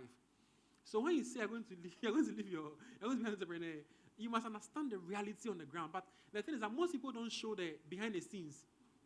So we see the nice action movie. All the stunts are being performed nice. You don't see the behind the scenes. Have you heard the news? One movie we're shooting, they shot a prop gun that has killed. You've not heard it? You are carried. That's nice. That's the movie that you guys are carried. That's good. So these are behind the scenes things that happen. Real stuff happen behind the scenes. Ugly things that we don't get to see. That is the life of an entrepreneur. Okay. So you will work longer hours. You will still have a boss. If you're a business owner, do you know who your boss is? Calendar. No? Your customer, thank you. Give him a hand. Give him a hand. Your customer is your boss. And then you put a label on your customer is always right. As a business owner, you apologize. If your supplier does not supply you and the customer is angry, you apologize. That's your boss. You won't have the control you're looking for. You may not have it. And you may not see the financial gains. There are companies in Ghana that have not made profits. You know some of them since they started. Okay. So that's the truth. Okay. So entrepreneurial gene is that creative, passion, motivation, all these things that you must have. So if you don't have these things, then you need to work on those things. You must have these traits, okay? Because there are going to be times in this business where you have to be creative. You must let the mission, the reason why you started, drive you. You must be optimistic. Yes, there are times you have to be optimistic. Be confident. You need confidence to go and approach people, okay? So let's move on. I'll skip this one. And traps in entrepreneurship are ignorance, lack of experience, lack of mentorship. You know all these things already. I won't waste time on that, okay? And then tips. What is the tips I need to look at? Okay, tips are. Oh, you want to take pictures? Let me go back. I didn't want to waste time on these things. You know already. Okay. Then this one. You can Google this one. This is called Ikigai. It's a Japanese concept. Finding that sweet spot. If you can unite your vision, your mission, your profession, and your vocation, you are gone. This is where work doesn't feel like work. If you tell Oprah you work too hard, she says, what work? If you tell Elon Musk you work too hard, what work? Okay. All right. All right. So the traps are ignorance. Ignorance. How do you combat ignorance? By learning. How do you combat lack of experience? Mentorship and coaching. How do you combat, of course, this one, lack of focus? How do you combat it? By focusing, right? So how do you focus? How do you focus? How do you focus? Oh, come on. If you are here, you know how to focus. So let's look at you don't know how to focus. You know how to focus, right? How do you stay focused? Excellent. Let's give a hand. Set goals and targets. What else? Yes, that's one. Yes, but I want something. Yes, discipline. Yes. Who has a dream board in this house? Who has a dream board? If you don't have a dream board, you've not started the journey cry. But surprisingly, most of you have heard, who has heard dream board before? Dream board. Okay, please. It's on Google Dream Board and make one. It's simple. Okay. And then lack of commitment. One toe in the water. You don't want to put everything in, oh, it won't work. You must commit. Every successful enterprise requires commitment. Commitment is key. You must commit. When I started the business, I had a job. I was working in Tema, and the office is here. Who lives in Tema? How's the traffic after 3? Getting here from Tema after 3. Maybe that's improved now. I don't know. Back then, it was crazy. It's still there. Yes. So I had to, you know that doctors, you always have locum, right? I do my main job. I have locum. I had to forgo my locums. A little bit of sacrifice. There was good locum money. Come and sit here and learn. I didn't know network marketing. I was a medical doctor. I don't know how to sell to people. I don't know anything. And I'll drive all the way there. And I have to leave early. No time wasting. Come here every day to train. So sometimes, like, you have to let go of something to get something. You understand that? Okay. So fear of failure. Fear. How many of us fear to fail? Oh, come on. Don't you fear to fail small? Sometimes you have doubts. They count. Embrace failure. Failure is part of success. You must fail to succeed. Are you aware? Okay, let me tell you a story. Let me tell you a story. It's not a story, it's real. Actually, it's a real social experiment. You can go and do it somewhere if you want to. So a Chinese professor, okay, in an art school, okay, some of you have read it, some of you know it. Okay, I'm laughing. So this professor divided his class into two groups, and then he gave them two different exams, okay. So the group A, I want you to tell me which group will do better. Group A was to make one perfect pot. Perfect pot. He will grade them. So if your pot is perfect, you score 100. And then group B, they were to make pots, but plenty pots. So just make any pots, but you must make as many as you can. They will mark you based on how many pots. But any pot, just make a pot. It shouldn't be perfect. So which group do you think got the highest scores? No, you two will not answer. Because you were talking among yourselves. I have a feeling that you know. Yes, I want somebody from the back. This one is 50-50. Guess. Is it this or that? Guess. Yes. What do you mean by the second? Those making plenty pots. Make a lot of pots. Yes. Who else? Anybody has any answer? Yes. Yes. The second. Making a plenty pot. Who else has anybody has a different answer? Now people are confused. Why did the two say the same? Maybe they are correct. I want the devil's advocate. You might be right, so who knows? Yes? Okay. I want somebody, come on, seriously, for the sake of fun, let's be parliament. Oh, I want opposition. Yes, yes. That's a good answer. I like that one too. Yes. Yes. One pot. Thank you so much. One pot. Anybody? Okay, so who thinks one pot? Raise your hand, let me see. One pot. One perfect pot. Okay, one perfect pot. Yes. There are plenty pots. Mind you, it is time bound though. Not like you have the whole day. It's time bound. Plenty pots. And then none. Who says none? Only one person. Okay, plenty pots. Can you explain to me your rationale behind your thinking?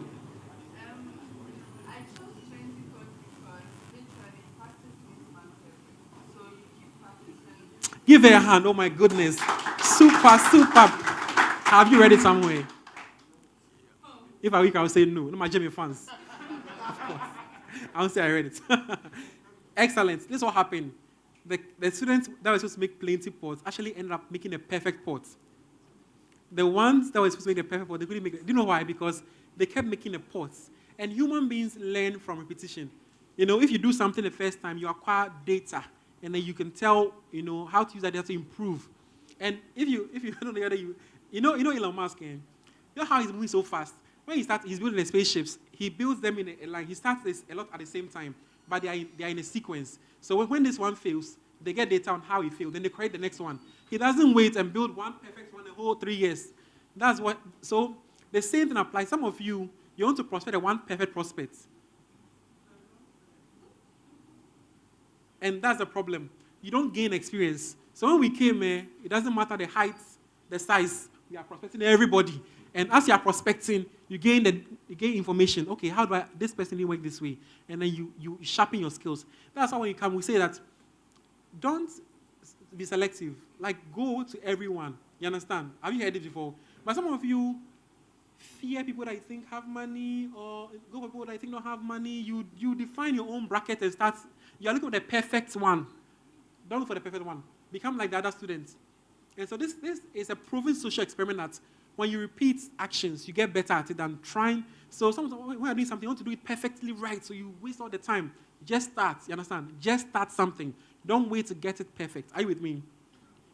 Okay. Then this microwave mentality, you've heard of it, right? Who has heard of microwave mentality? Who hasn't heard of microwave mentality? Who hasn't heard? It's basically the mindset that you want the thing now, like microwave, okay? And that's why some cost, we'll move beyond this one. Okay, so let's move on. So, in order for you to be able to build this business sustainably, you must understand that it's a long-term project. Long-term project, okay? Long-term. If you are here, and you've been able to go through school for 4 years, okay, and you understand that it doesn't guarantee your job. I mean, the minister said at the UPSA that jobs no day. Entrepreneurship is the way forward. Right? I mean, now I don't have to say, we've been saying this for the past 4 years, I don't have to say it anymore. The government is telling you that jobs don't day. You have to do entrepreneurship. So you're looking for money to start a business. So I'll tell you this one. I had to pay rent 3 years advance. That's the situation on the ground. To start, I have my office space, my business. You have to spend money in R&D of the product. You have to spend money paying the staff when the sales are not coming in. Put up a clinic today. Clients won't come in right now. You have to pay your nurses. You have to buy machines. Business is hard, right? So my message to the young ones out there is that if you want a place, and I'm talking to everybody who's listening to me live now, if you want a place to learn how to build a business, our arms are open. You can learn to build a business for free and actually build a business here and make money. And that money can be, this is what I've done. I joined Max International. I built my business in Max International. I made money from Max International. And in the middle of the pandemic, 2020, that's when I launched my business. When people were closing their business, and people said, what are you doing? How are you making it? Are you doing something? I said, no, I'm selling pants, Flexa pants. That's what I'm selling, okay? And how was I able to do that? Because I had Max here, right? So people who understand what you're doing, it's fine. It's okay. Let them become. But what I'm saying is that it's a great way because you learn how to build a business. And you actually, some places they'll teach you how to build a business, but you don't really get to build one practically. Here you are given a plan to build and make real money. And that's why I like what we are doing here. We're not just motivating you, it's like motivate you, go home and go and cry. But there's an opportunity. Yeah. You've been to one concert, you come and speak nicely, the ginger, you are powerful, but there's nothing. What can I do now to make money? Sign up and make some money, right? So we have it here. But thinking long term, I'm thinking long term. I don't know what all these things are happening. I'm just smiling. I know that we'll come out of it and then money's going to come, right? We're going to explore new markets and all that. So think long term, think feasibility. What you are going to do. Most of you are going to do things in your businesses. Is it feasible? That's what I ask myself. In Max and in all other, is it feasible? Yeah, okay, it's feasible. It can be done, right? It can be done. But is it repeatable? You are in an organization where you must duplicate what you are doing. If you, some of us are very, we are outliers. You know outliers? We are outliers at the extreme end of the talent spectrum. People like Elon Musk and Zuckerberg, they are on the extreme. Some of you are extreme. You are very unique in your organization.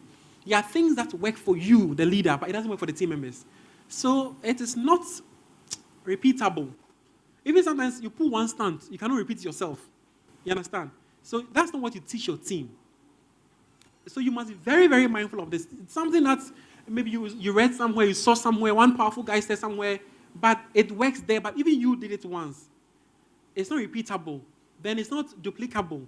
If you want to really grow your business, you must look at things that work, right? So the thing must be what feasible to do, repeatable, duplicable, so you can do it again, they can do it again. And then it must be adaptable. Some of the things you are doing, you cannot even modify. When something happens, can you change it? Can you, you must be an adaptable person in business. Because at the end of the day, whatever business you do, you enter the business thinking, oh, this was going to happen. This is how it's going to play. Oh, when I'm coming to Max, maybe some of you are going to hit count I want in 2 months or whatever, Of course, that's a bit, I'll do this in 6 months.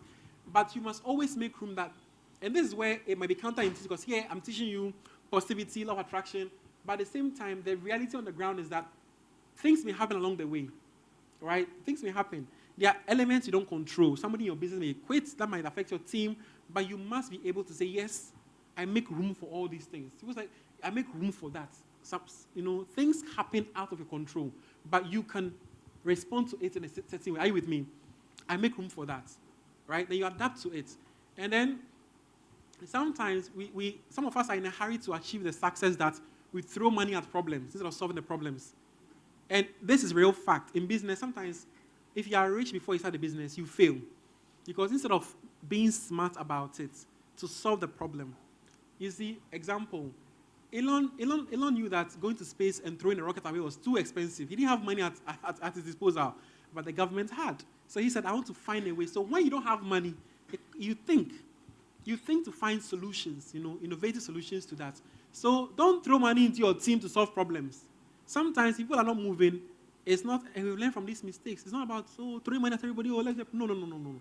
There's what we call intrinsic motivation and extrinsic. Who has said about these things? Which one is more powerful? Are you sure? Are you sure? Yes. Ambition cannot be taught. I can't teach you to be ambitious. You are either it or you are not. Desire for money, I cannot teach you. You in your life, you don't ever want to fly first class. I can't want it for you, my dear. I can't. And you probably never do it because it's not in your plan. You don't need $12,000 to fly business. Somebody is using it. You don't want to buy a Birkin bag. I can't want it for you. You don't want to drive a Lamborghini. You don't want to buy a Porsche. I can't want it for you. It's ambition and desire. These things you must want yourself. You understand? So sometimes you try to make somebody, you try to teach ambition. No. Desire. No. You want to go and have lunch at Kempinski. The person doesn't want it there. You cannot force it. No. That's the truth. You want to travel and you want to have time for the person doesn't. You want to live in a particular, the person. Yeah, but you cannot. But sometimes repeated exposure make people grow. People can grow, right? But sometimes you need to find the people who have the ambition. You understand? Some people are going to be more of work in progress. By what I mean is that it takes you time to work on them. But as an entrepreneur, if I'm starting my business, I don't need people I'm going to now work on you. We are flying. You know how airplanes take off? Yeah. It used the Belloni principle. You must move very fast. The velocity of air under is faster than the air on top. Then you lift. The runway is not a perpetual. It's finite. If you don't leave the runway, you will crash into something. If you're on the Navy carriers and you're a pilot, you have to leave the runway before you crash into the sea. Your business is like that. You must take off. But some of us sometimes, I don't know. I'm a very sensitive and delicate here is that some of us, we don't see Max as a business. We see Max as, it's a charity, something that I must give to those who are not endowed. It's a business. And the people you bring in first is your partners, your board of directors. Who do you want? If you have to start a business right now, who do you want on your team? Go for those people. You understand? Those are going to be the leaders. They're going to be the ones who are going to have the downlines organizations. They will be the pacemakers. They will trigger everything. They will inspire. And some of the mistakes you make that do you want to earn fast starts or you want to earn machine check? What do you want? Some of you just want fast starts. Small money, want it today.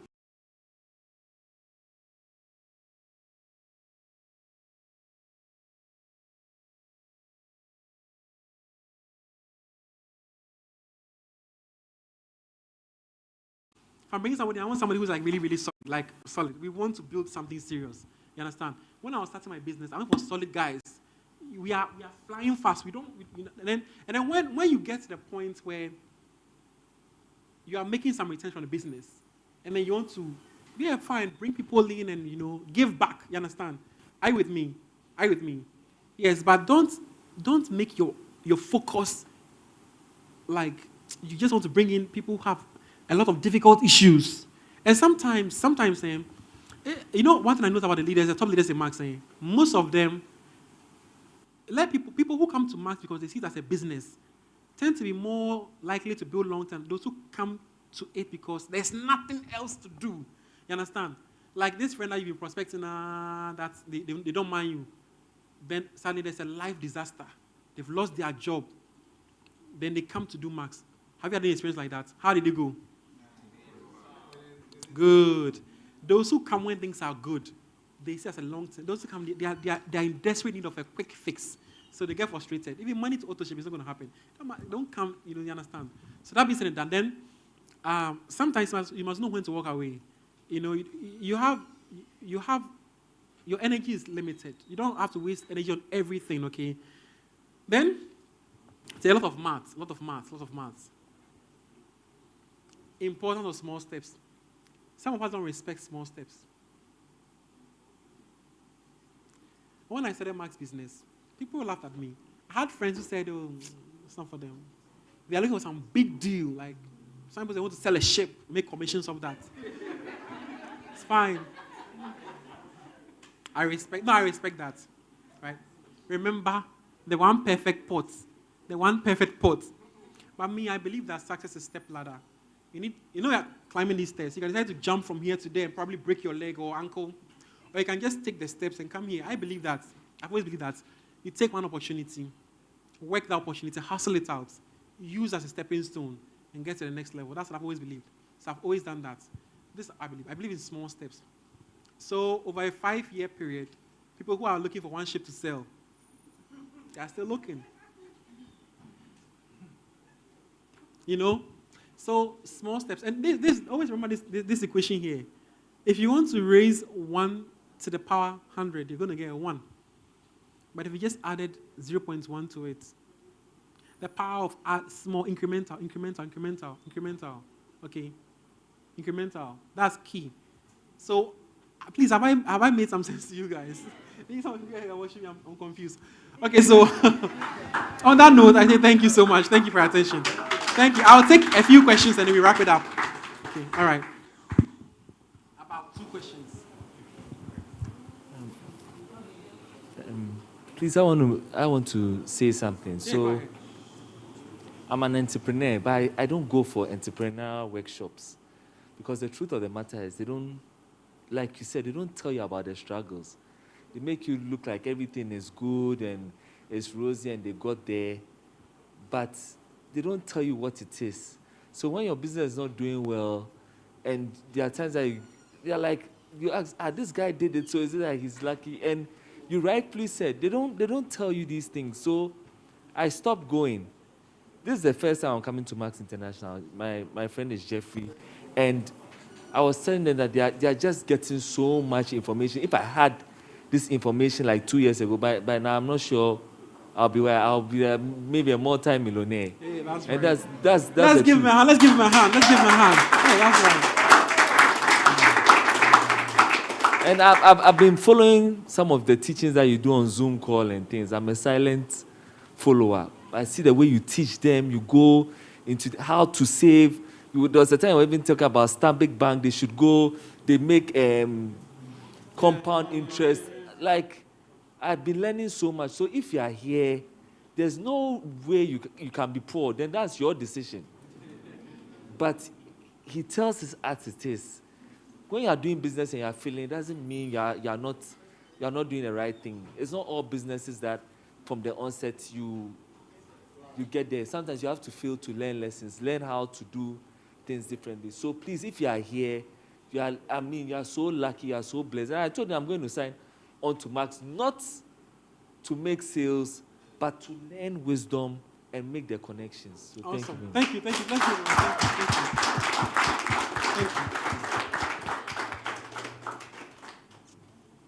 Any other question? Oh, come on, guys. You have to talk. Do you know that even sometimes at these things, you're selling yourself to everybody else. You never know. When you are given a stage, my dear, shine. Okay, if you have no question, tell me one thing that really hates you, okay? One that hates you, just 2 people or so. Yes.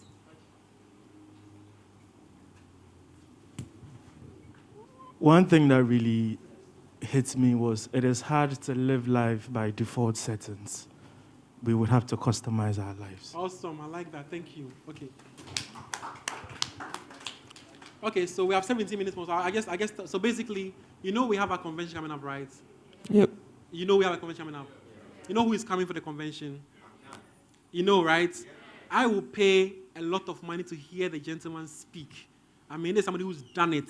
So please, who here hasn't bought their tickets? Oh my God. Are you kidding me? You know what you're taking for convention? Oh, who hasn't bought? Oh, so you're bought. Thank you. Clap for yourself. Clap for yourselves. Yeah, that's good. Listen, it's a great investment. You know who he is, right? You know who he is. To have him come and speak, I'm so excited about it. If you have somebody that you really want to offer value to, invite the person to come, and it will be a great time for them to see Max. And also, we have a bash coming up as well, right? They're going to play Squid Games there. You're not aware, and somebody's going to make money. It will be quite interesting. So you want to also make it for the bash, okay? All right, so we are done. So please, there's some food and also hang around and play some games and all that. Okay, so thank you so much for your time, and I wish you all the best. See you. Oh, please, you can do better. You can do better. Give it up. All right, so today has been fantastic. I want to say a big thank you to everybody that came here, especially to the speakers who spent time to actually prepare value for us. So go out there, be great, have some fun, and then meet you at our convention. Thank you.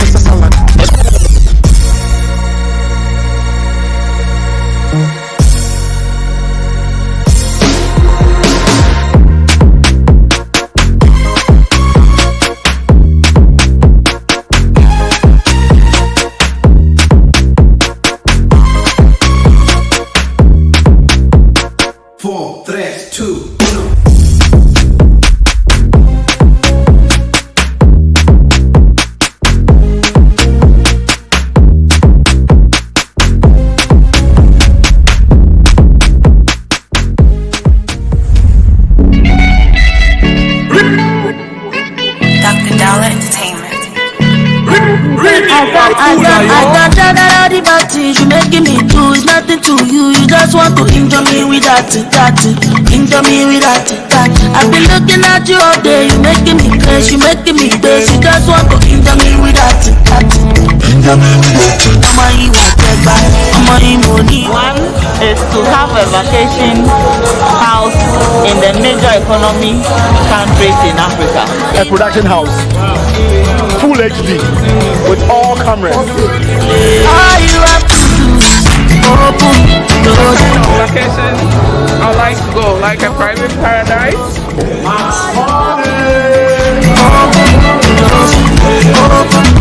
The kind of life I want to live. No pressure things on Monday morning.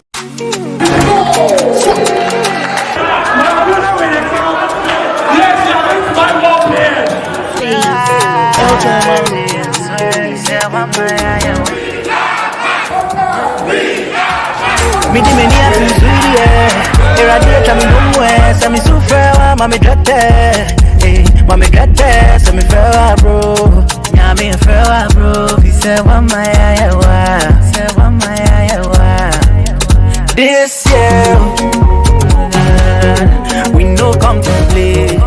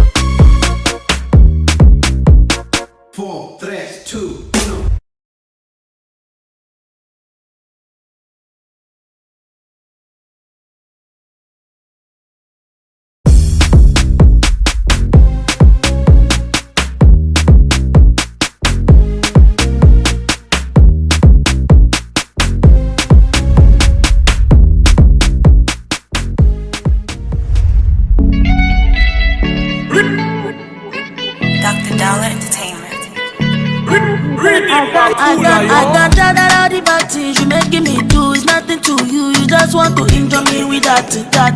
Injure me with that. I've been looking at you all day. You making me crazy, you making me crazy. You just want to injure me with that. Injure me with that.